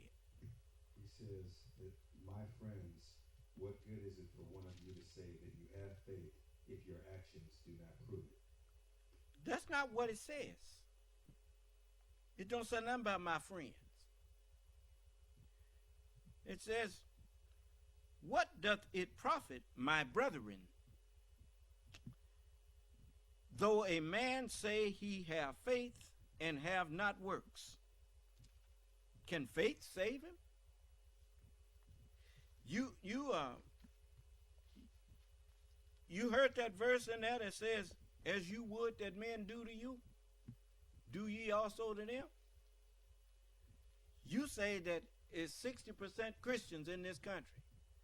Then why is the right for me and my people to vote always being infringed upon? Why? You came into existence by saying taxation without representation is tyranny. You tax me and my people equally. Then why you don't defend our right to vote?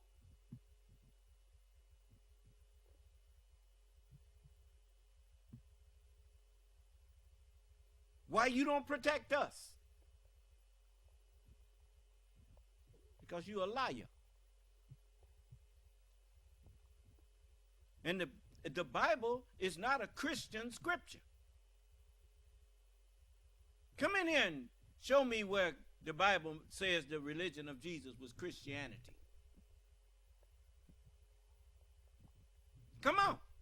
You brought it up. What was Moses' religion? Because Jesus said, had you believed Moses, you would have believed me. And Moses wasn't no Jew either. So now, come on in here and tell me where you got this religion from. You didn't get it from Jesus. What's wrong? You ain't talk now? Give me your number. I'll call you. And then you can talk to us that way. See, that's how you do. Let me show you something. This is in James 2. This is the 4th chapter of James. And let me show you something here. I like to show people where I'm coming from. Now, this is the dictionary that's online. You can go on there and get it. Now, let's see here. Muslim. M-U-S-L-I-M. Muslim. Excuse me.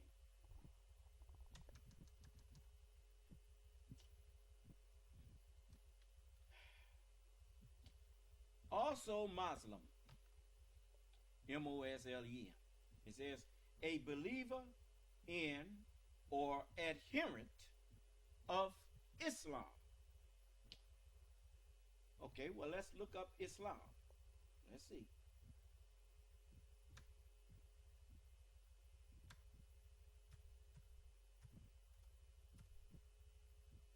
Islam.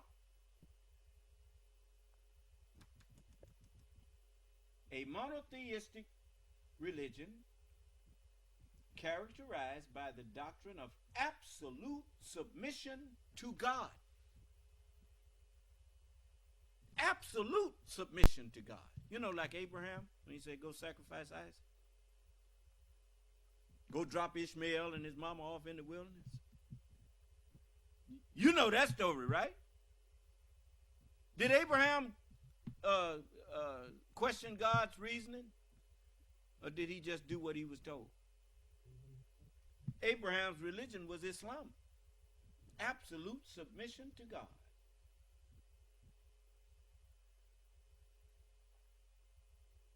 Now, Muslim. Someone who adheres to Islam. Let's wait a minute. Let's see. Islam means absolute submission to God. A believer in or an adherent of Islam. One who surrenders to God.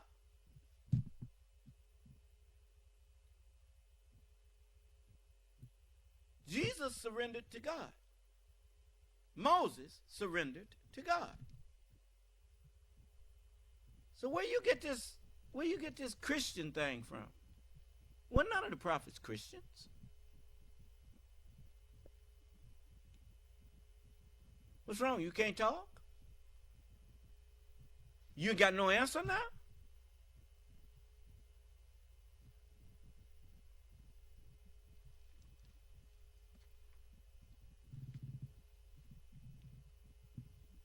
The Constitution won't let you, and no judge, no police officer, no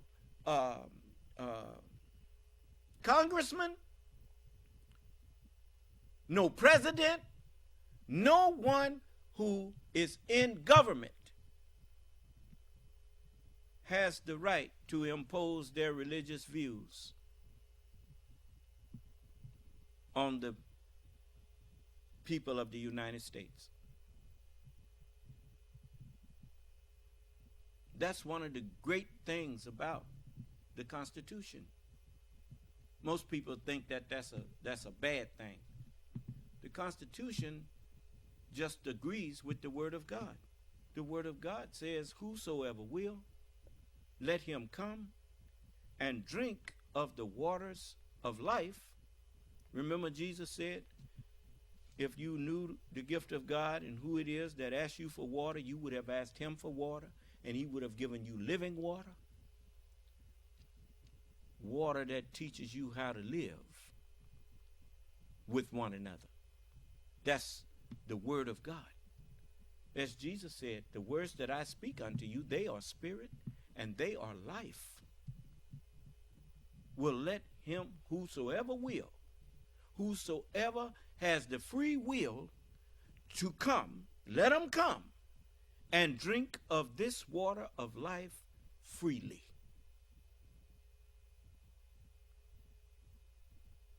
Not be compelled to do it. Do you understand? You hypocrite. And to show you that I got you right, resist the devil. The book says, submit yourselves. This is James, the 4th chapter, in the 7th verse. Submit yourselves, therefore, to God. Resist the devil. Question the devil. Whenever you question people, you offer resistance. Question the devil, and he will flee from you. You notice when Donald Trump comes out and say his little piece after court, and some of the reporters say, Mr. Trump, what about this or that? He walks off. He flee from them. Just like you fleeing from me.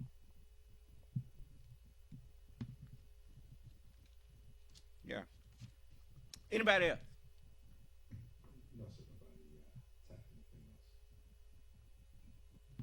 You see, now look how you look in the eyes of the other people on Truth Social that's checking you out.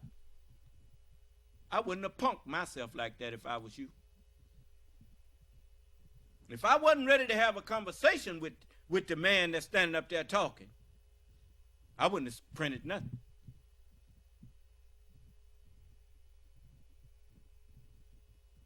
Because it makes you look like just what you are. A hypocrite and a coward.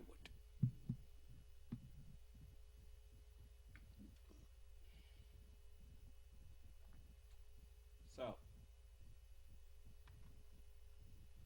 you know, a lot of people, yes, what is it? So you had said earlier that we had a video that we wanted you to speak on. We sent it to you. I just emailed you a video from the Washington Post titled, "Is Trump Above the Law? The Supreme Court Weighs In." It's a 20-minute long video. Well, they about to have the answer to that tomorrow. They supposed to be having a hearing on it. We all know the answer to that already.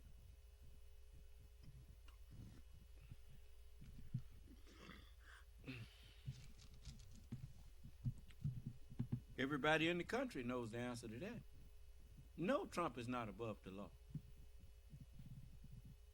You don't even dignify that kind of thing with a response. You know, at least I'm not going to go back and forth with you about it. How in the world can you take an oath to uphold the law if you don't obey the law yourself?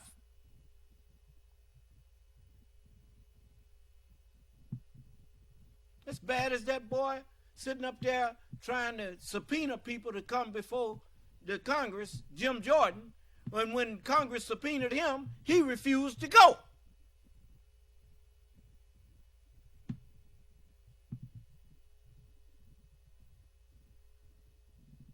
It's just like the one that he support, Donald Trump, say the president should have all the power to do whatever he wants in office and nobody hold him accountable.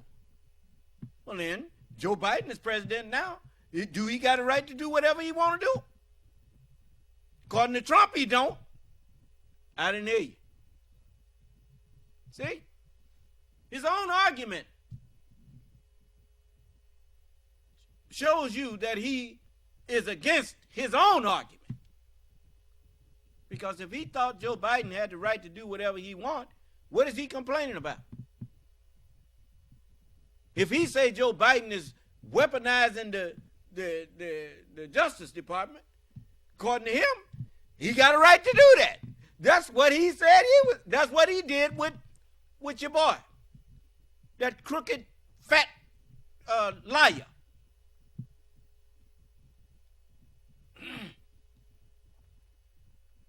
Barr. William Barr? Yeah. And up there lying when he got to report on Trump's collusion with Russia. Come out there and say that they didn't find nothing. Lying.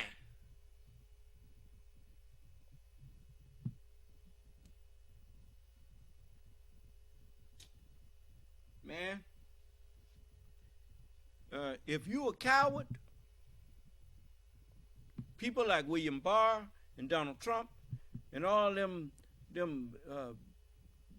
big fat nerds that's with them, they will take your country and throw it in the trash. And it'll be your fault. You should have stood up to them. You should have made an example out of them.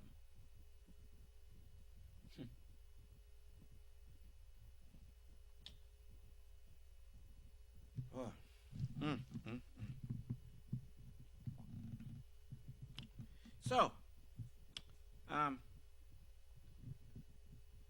me see here. Something else I wanted to show y'all, and that was this. I saw this on here today that I think you might.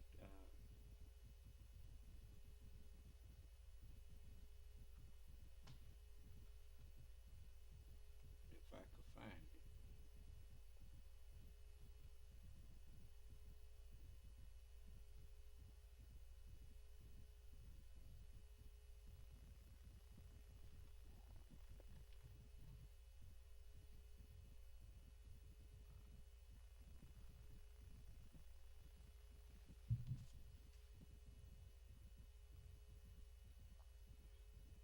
You all give me a minute here.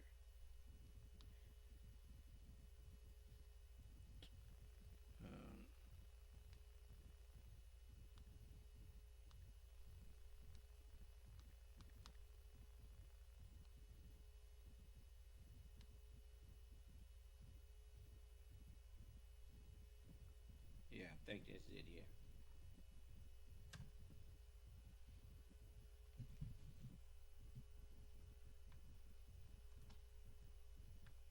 Over the age of 50, cheese can leave a permanent mark on the brain.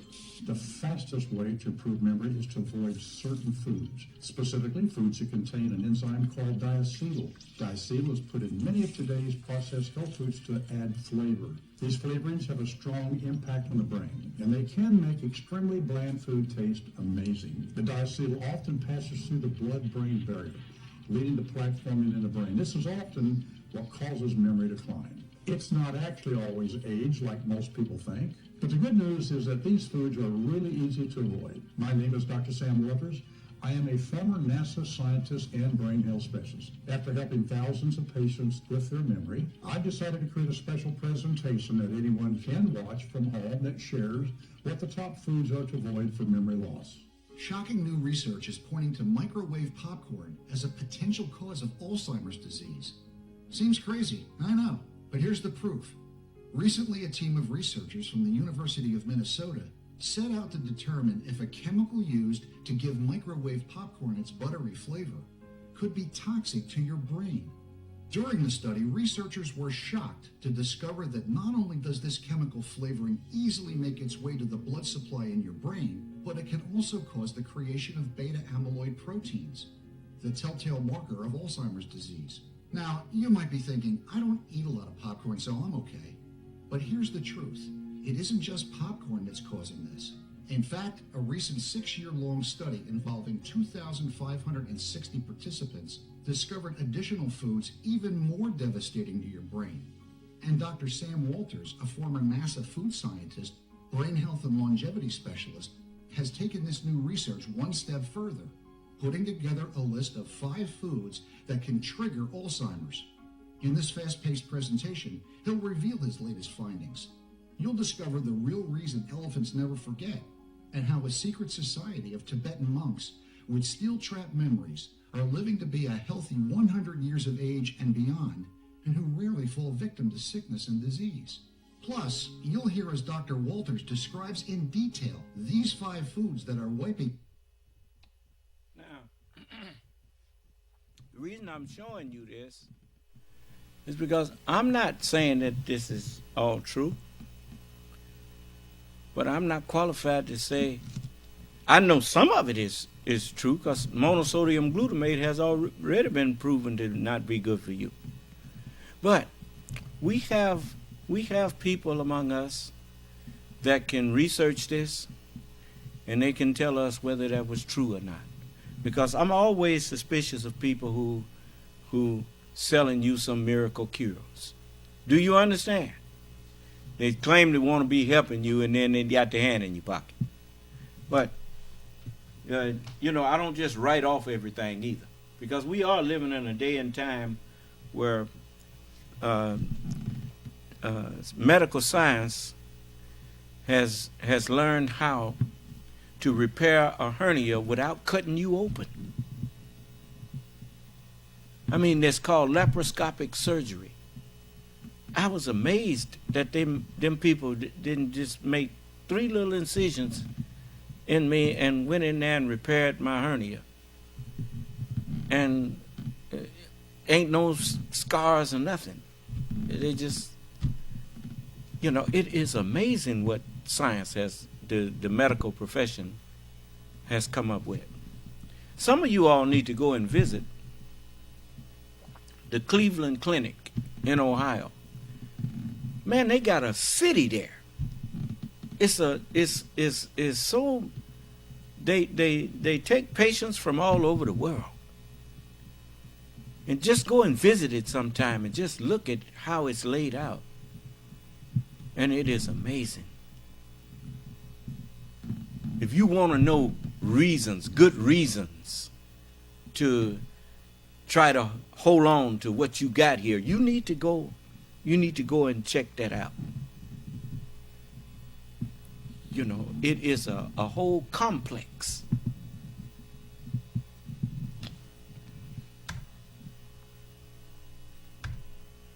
Memory clean. So make sure you watch this presentation to the very end as he reveals each sinister food, including the brain-damaging chemical found in microwave popcorn. He'll explain how each of these seemingly innocent and common foods is putting you at risk for Alzheimer's disease and dementia.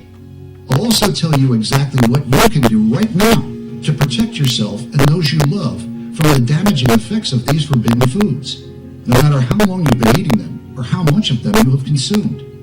Here's Dr. Sam Walters. Hi, this is Dr. Sam Walters. In over 48 years of practice, treating over 100,000 patients, giving lectures around the world and developing nutritional formulas, most notably for NASA. Sometimes I think I've seen it all. And today I have a heavy heart as our country is in the grips of a nationwide epidemic that's stealing the best years from our nation's aging and retired right before their so-called golden years. Let me get right to the point. Age-related memory loss is quickly becoming the fastest growing health threat to our country, with 40 million currently suffering and estimates of it climbing to 150 million in the coming years. If you plan to live to 85 years old, the chances of getting debilitating memory issues are 1 in 2. But I'm here to tell you there is hope. No matter how old you are, no matter what you may have heard, there is now a way to get the best brain of your life at 50, 60, 70, and even 80 years or more, all without harmful prescriptions or harsh medications. So, if you ever want to think fast on your feet and never feel foggy-minded again, zip through a crossword puzzle the way you used to, remember names in an instant, even the people you only met once years ago. Recall phone numbers, passwords, right off the top of your head. Never forget an important appointment, anniversary, birthday, or any big day again. And you want to ensure you're doing everything in your power to protect your memory, then make sure to listen to every word of this presentation. Now, I'm not going to tell you to stop eating your favorite foods. I am, however, going to reveal the 5 foods that I consider to be brain killers. These are foods that I recommend you never eat. So please pay close attention, as 90% of the people watching this will have at least 2 of these brain killers in our kitchen right now. The signs of memory loss creep up on us earlier than we think. It starts out innocently enough. You can't remember where you last put your keys. You overlook a doctor's appointment. You walk into a room and suddenly cannot remember why you went in there. And while we may not realize what starts out as an innocent oops, I forgot moment, can very quickly turn into something far more serious. Right before your eyes, you start to notice you feel foggy-headed, and even with coffee, you just don't. Now, you know, I remember from way back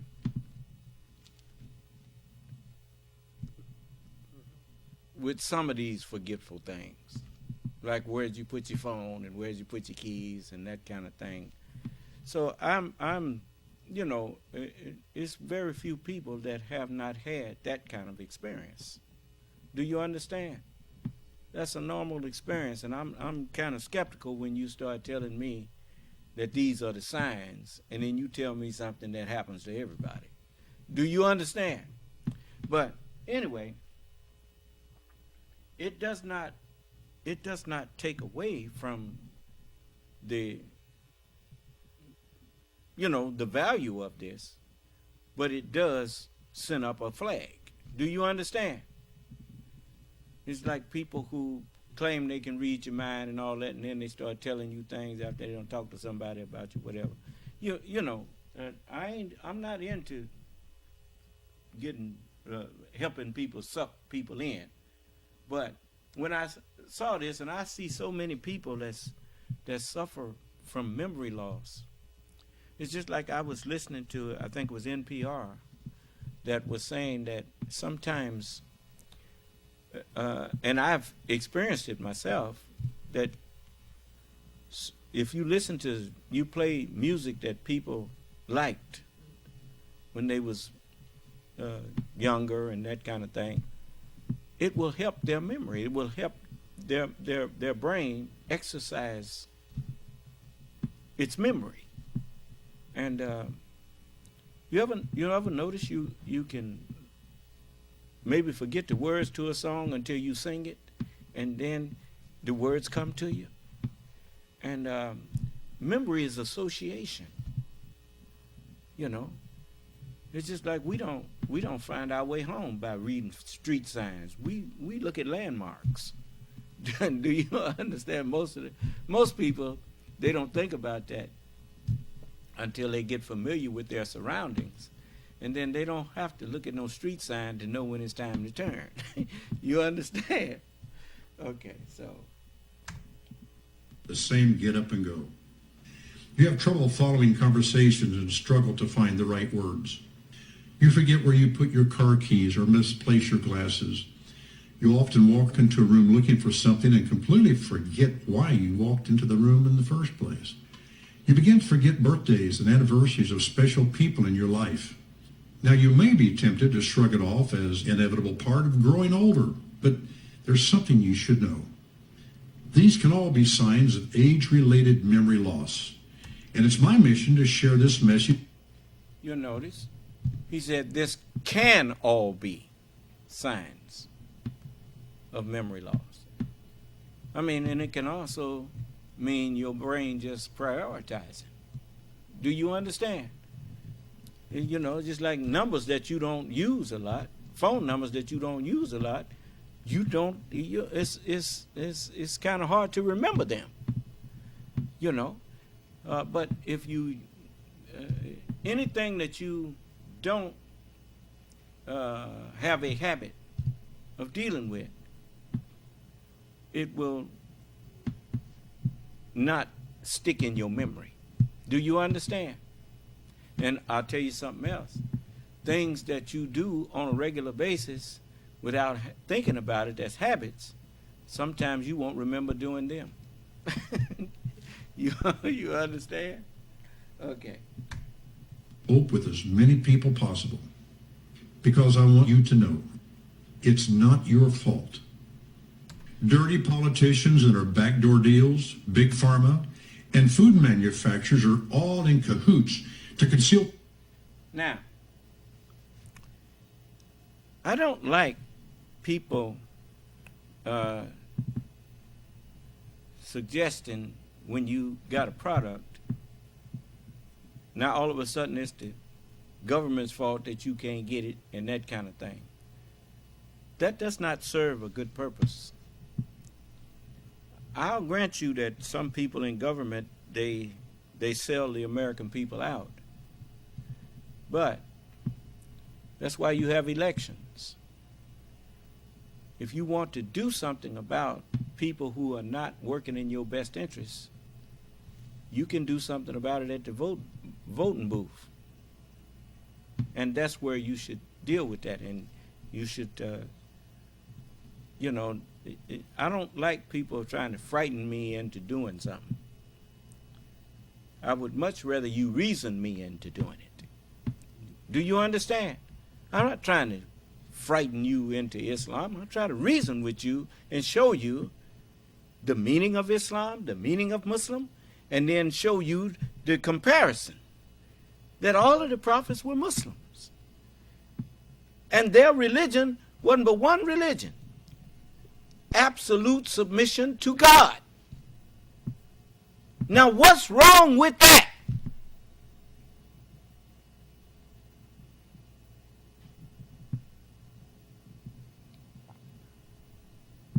You got more religions out here than you can shake a stick at, and you ain't seen no righteousness yet. People claiming to be righteous while threatening to kill people who they disagree with.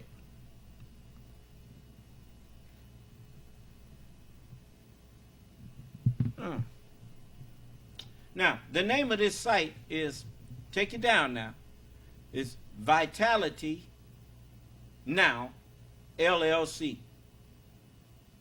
And that, and matter of fact, it's https:// that's twice, and then www.vitality-now.com.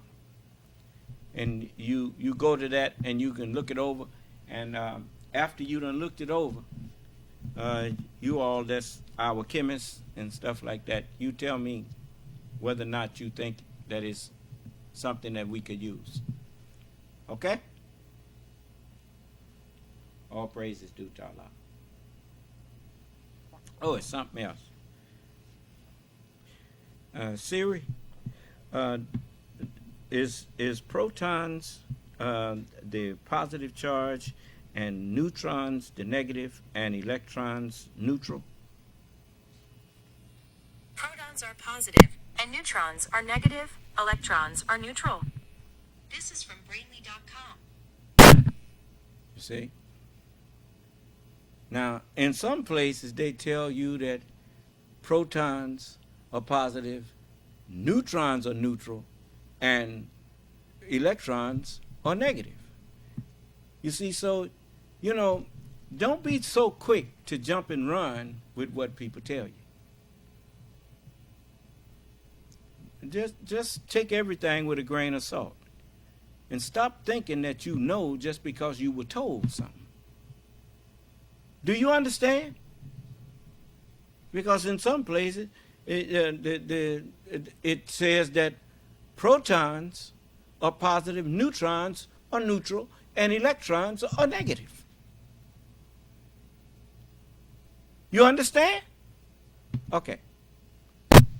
So I try to help you to not be so quick that just because you hear something from what you consider to be a reputable source and you just take it and run with it. Why you think I show you where I'm getting what I say from? I show you in the scripture that I'm quoting the scripture, if that's what I'm doing. You saw how the man misquoted the book of James? That's a lack of respect for the word of God. You don't say that James said this, and then you just that's what Donald Trump did. He said that this man, he quoted Mr. Waters or whatever his name was, and then when he went back, it wasn't what the man said.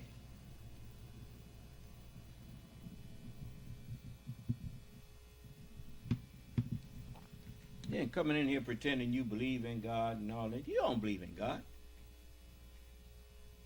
That's just a lie you tell. Ain't nobody, when you understand that God is the truth, how can you claim to believe in God and you support people who lie?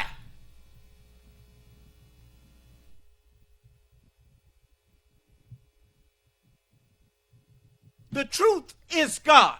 The truth is the grantor of dominion. We got somebody?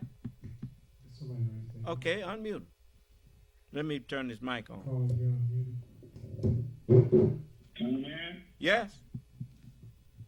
Okay. Assalamu alaikum. Min wa alaikum ala salam.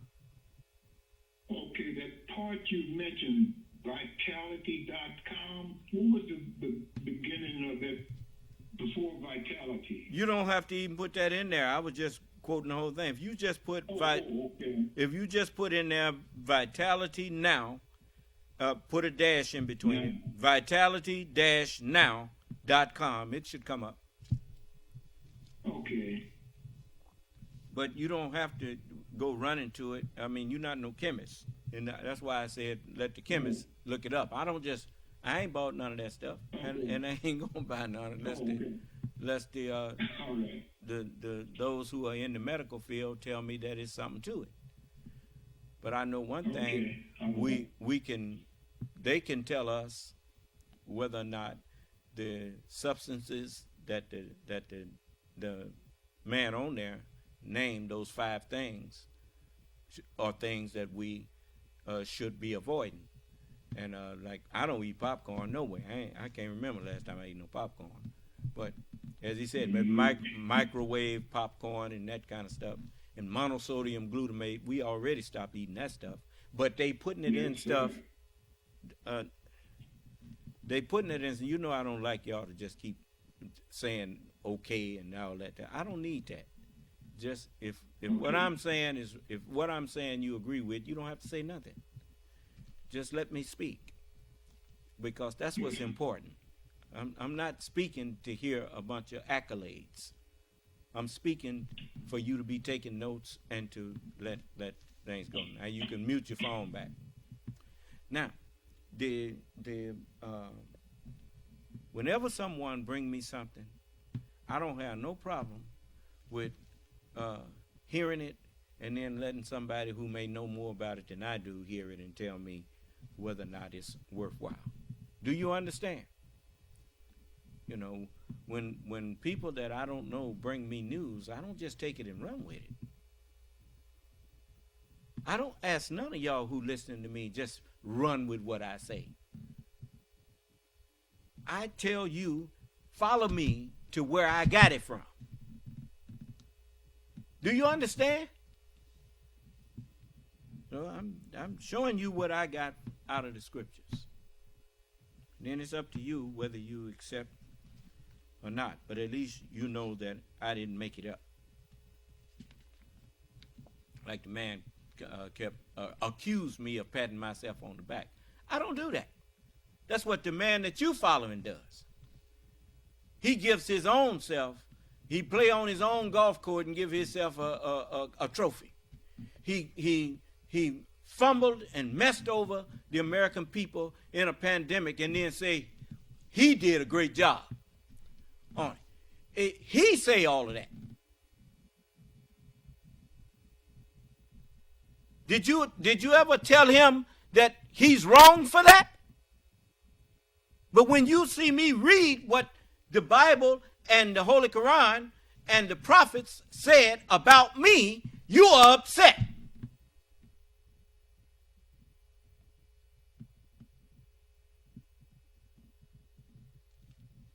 With your sorry behind. You know, just, yeah. Anyway, So I done went past 10 o'clock. I forgot this is Thursday. Sorry, brothers. Huh? This Wednesday? Oh, I thought today was Thursday, man. I was trying to figure out why they didn't have a trial.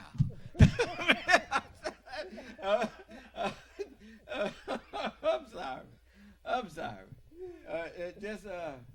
Just chalk it up to age.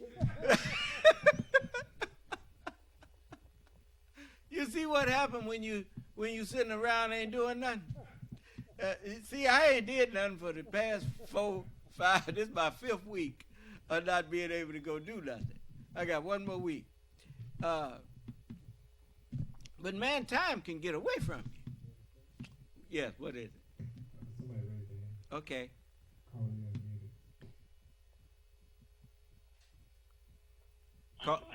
May wa alaikum ala salam. So I'm trying to clarify. You say you with the Siri they said something about Brainly that the electrons are neutral. Well, that's what you heard what they said. It says the electrons are neutral, the proton is positive, the neutron is negative, and the electrons are neutral.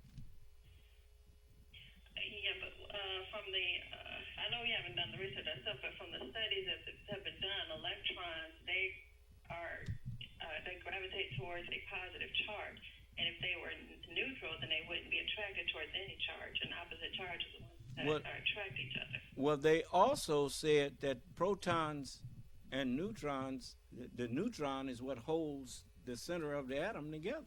So obviously they are attracted to each other.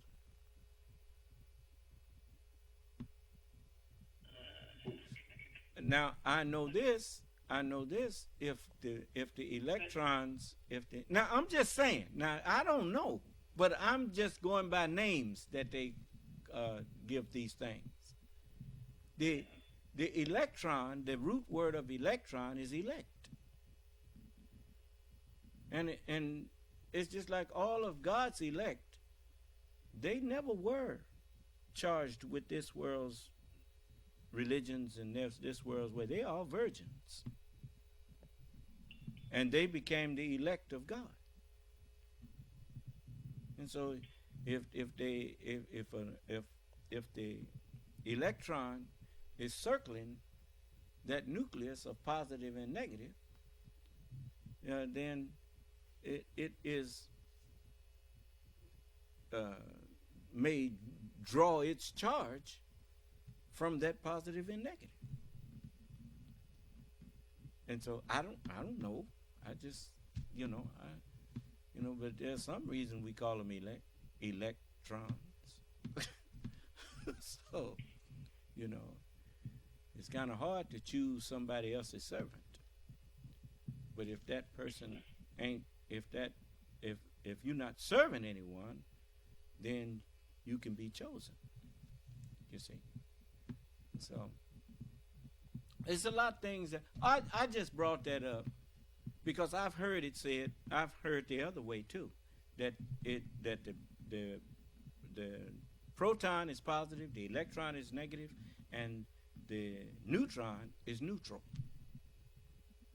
And so I've heard both things from Siri. Mike can get her to say it now. Siri is the proton positive, the neutron neutral, and the electron negative. The protons have a positive electric charge, the electrons have a negative electric charge, and the neutrons have no electric charge. This answer is from Wikipedia. See? Just the opposite, huh? Yes, sir. All right. That's my point. That's what I was trying to show you. You never know what, then it's up to us to not just run with something, but check it out ourselves. Now, how are we going to do that if we don't get free? So, all right. Anyone else?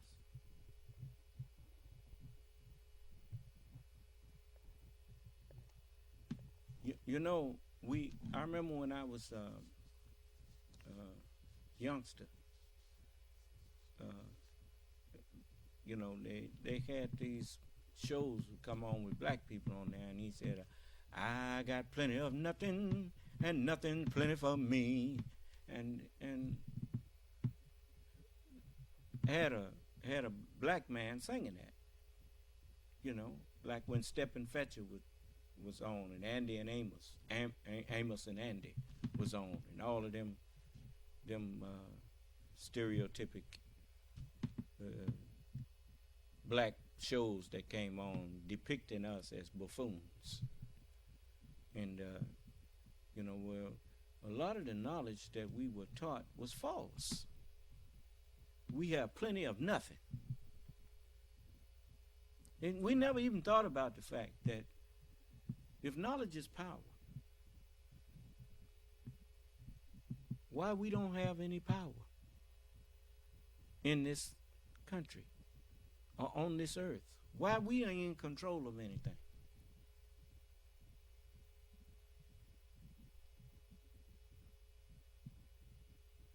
If you say, for instance, if knowledge was dynamite, we couldn't blow our nose.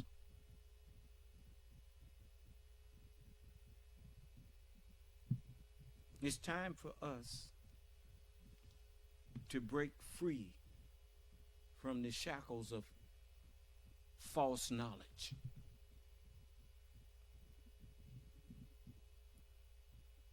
And the only way we're going to do that is start questioning everything. Question me. Question everybody who say they teaching you something. And if they really teaching you something, they're not going to get angry when you question them. But when you question the devil, he will get angry or he will flee from you.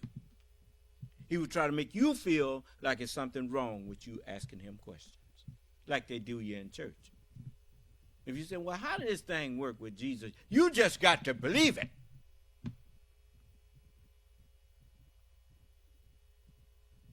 How in the world I just got to believe something that I don't understand? I have yet to meet a Christian that can explain to me how the murder of Jesus is supposed to absolve me of my sins.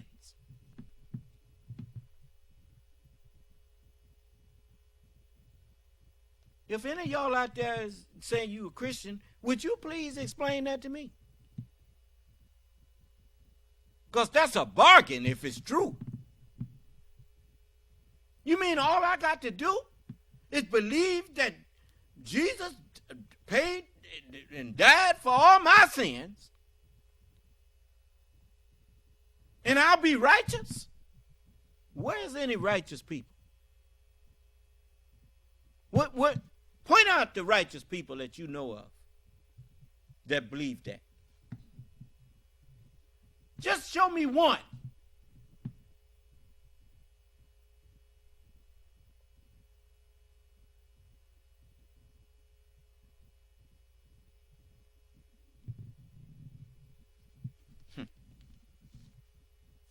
Yeah. As bad as them over there talking about all you got to do is take the Shahada. Say, there ain't no God but Allah and Muhammad is his messenger. And if you say that, you a Muslim.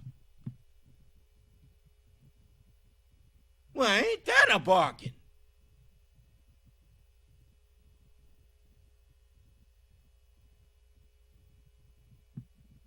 Take more than that to be a Muslim. If that's all it took, then why is there 5 pillars of faith?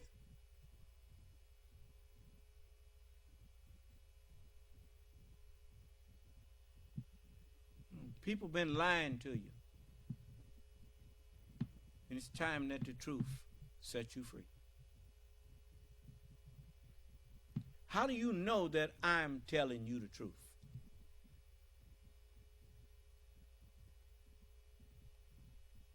The same way you know when the sun is up, you can't find no darkness around you. Aren't they? Everything gets so clear. Things that you was in the dark, that the darkness was hiding, when the sun rises, you say, oh man, I thought that was this, or I thought that was that. Now you know, don't you? You see how I teach you for hours and hours? And you forget about the time. That's why it looked like it went so fast. Because you are learning. Learning is a slow process. That's why they say the wheels of justice turn slow. Why? Because in order to be just, you got to hear until both sides rest. Huh? You notice, I'm here speaking things that condemns the religious practices of this world. And when I finish with a particular subject, or while I'm speaking on a particular subject, the phone lines and the internet text line stays open to anybody who want to cross-examine me on something I said. I didn't hear you.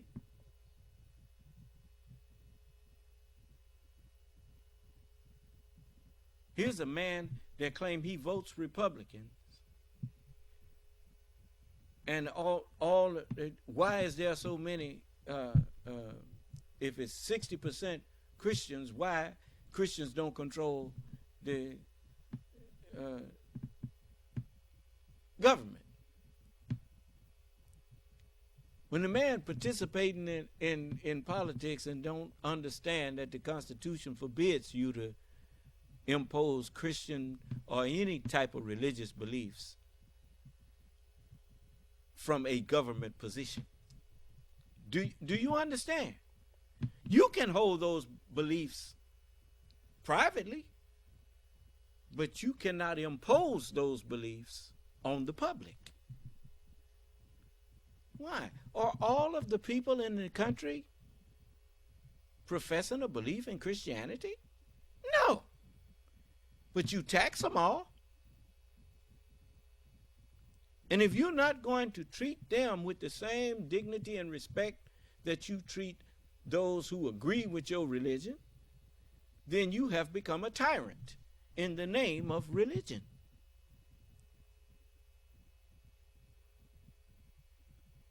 You can't do that. You notice when I gave the man a chance to come in here and make himself some quick money by showing me that women should be forced to have babies. No show. And you didn't type nothing else either.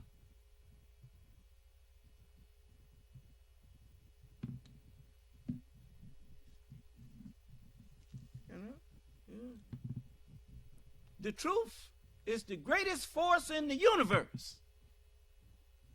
There is no force greater than the truth. If you would stand for the truth, have faith in the truth, trust in the truth, you would discover that you ain't got to be scared of nothing, and you ain't got to be scared of nobody. When you put your trust in the truth, then you doing what your money say do. In God we trust.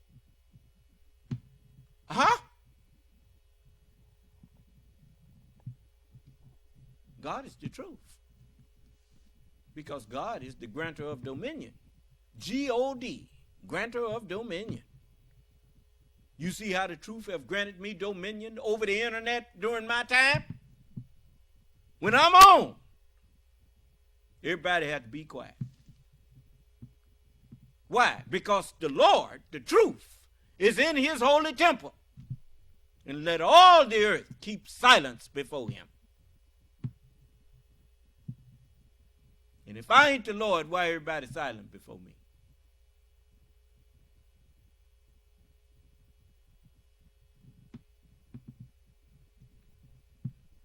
Okay. Well, it's 11 o'clock now. So I'm going to let you go. Nobody saying nothing. So I ain't going to say nothing else. May Allah bless us, keep us safe, and in our right minds. And let's do better. Okay? All right. May Allah's salam alaikum. Man, you know I thought.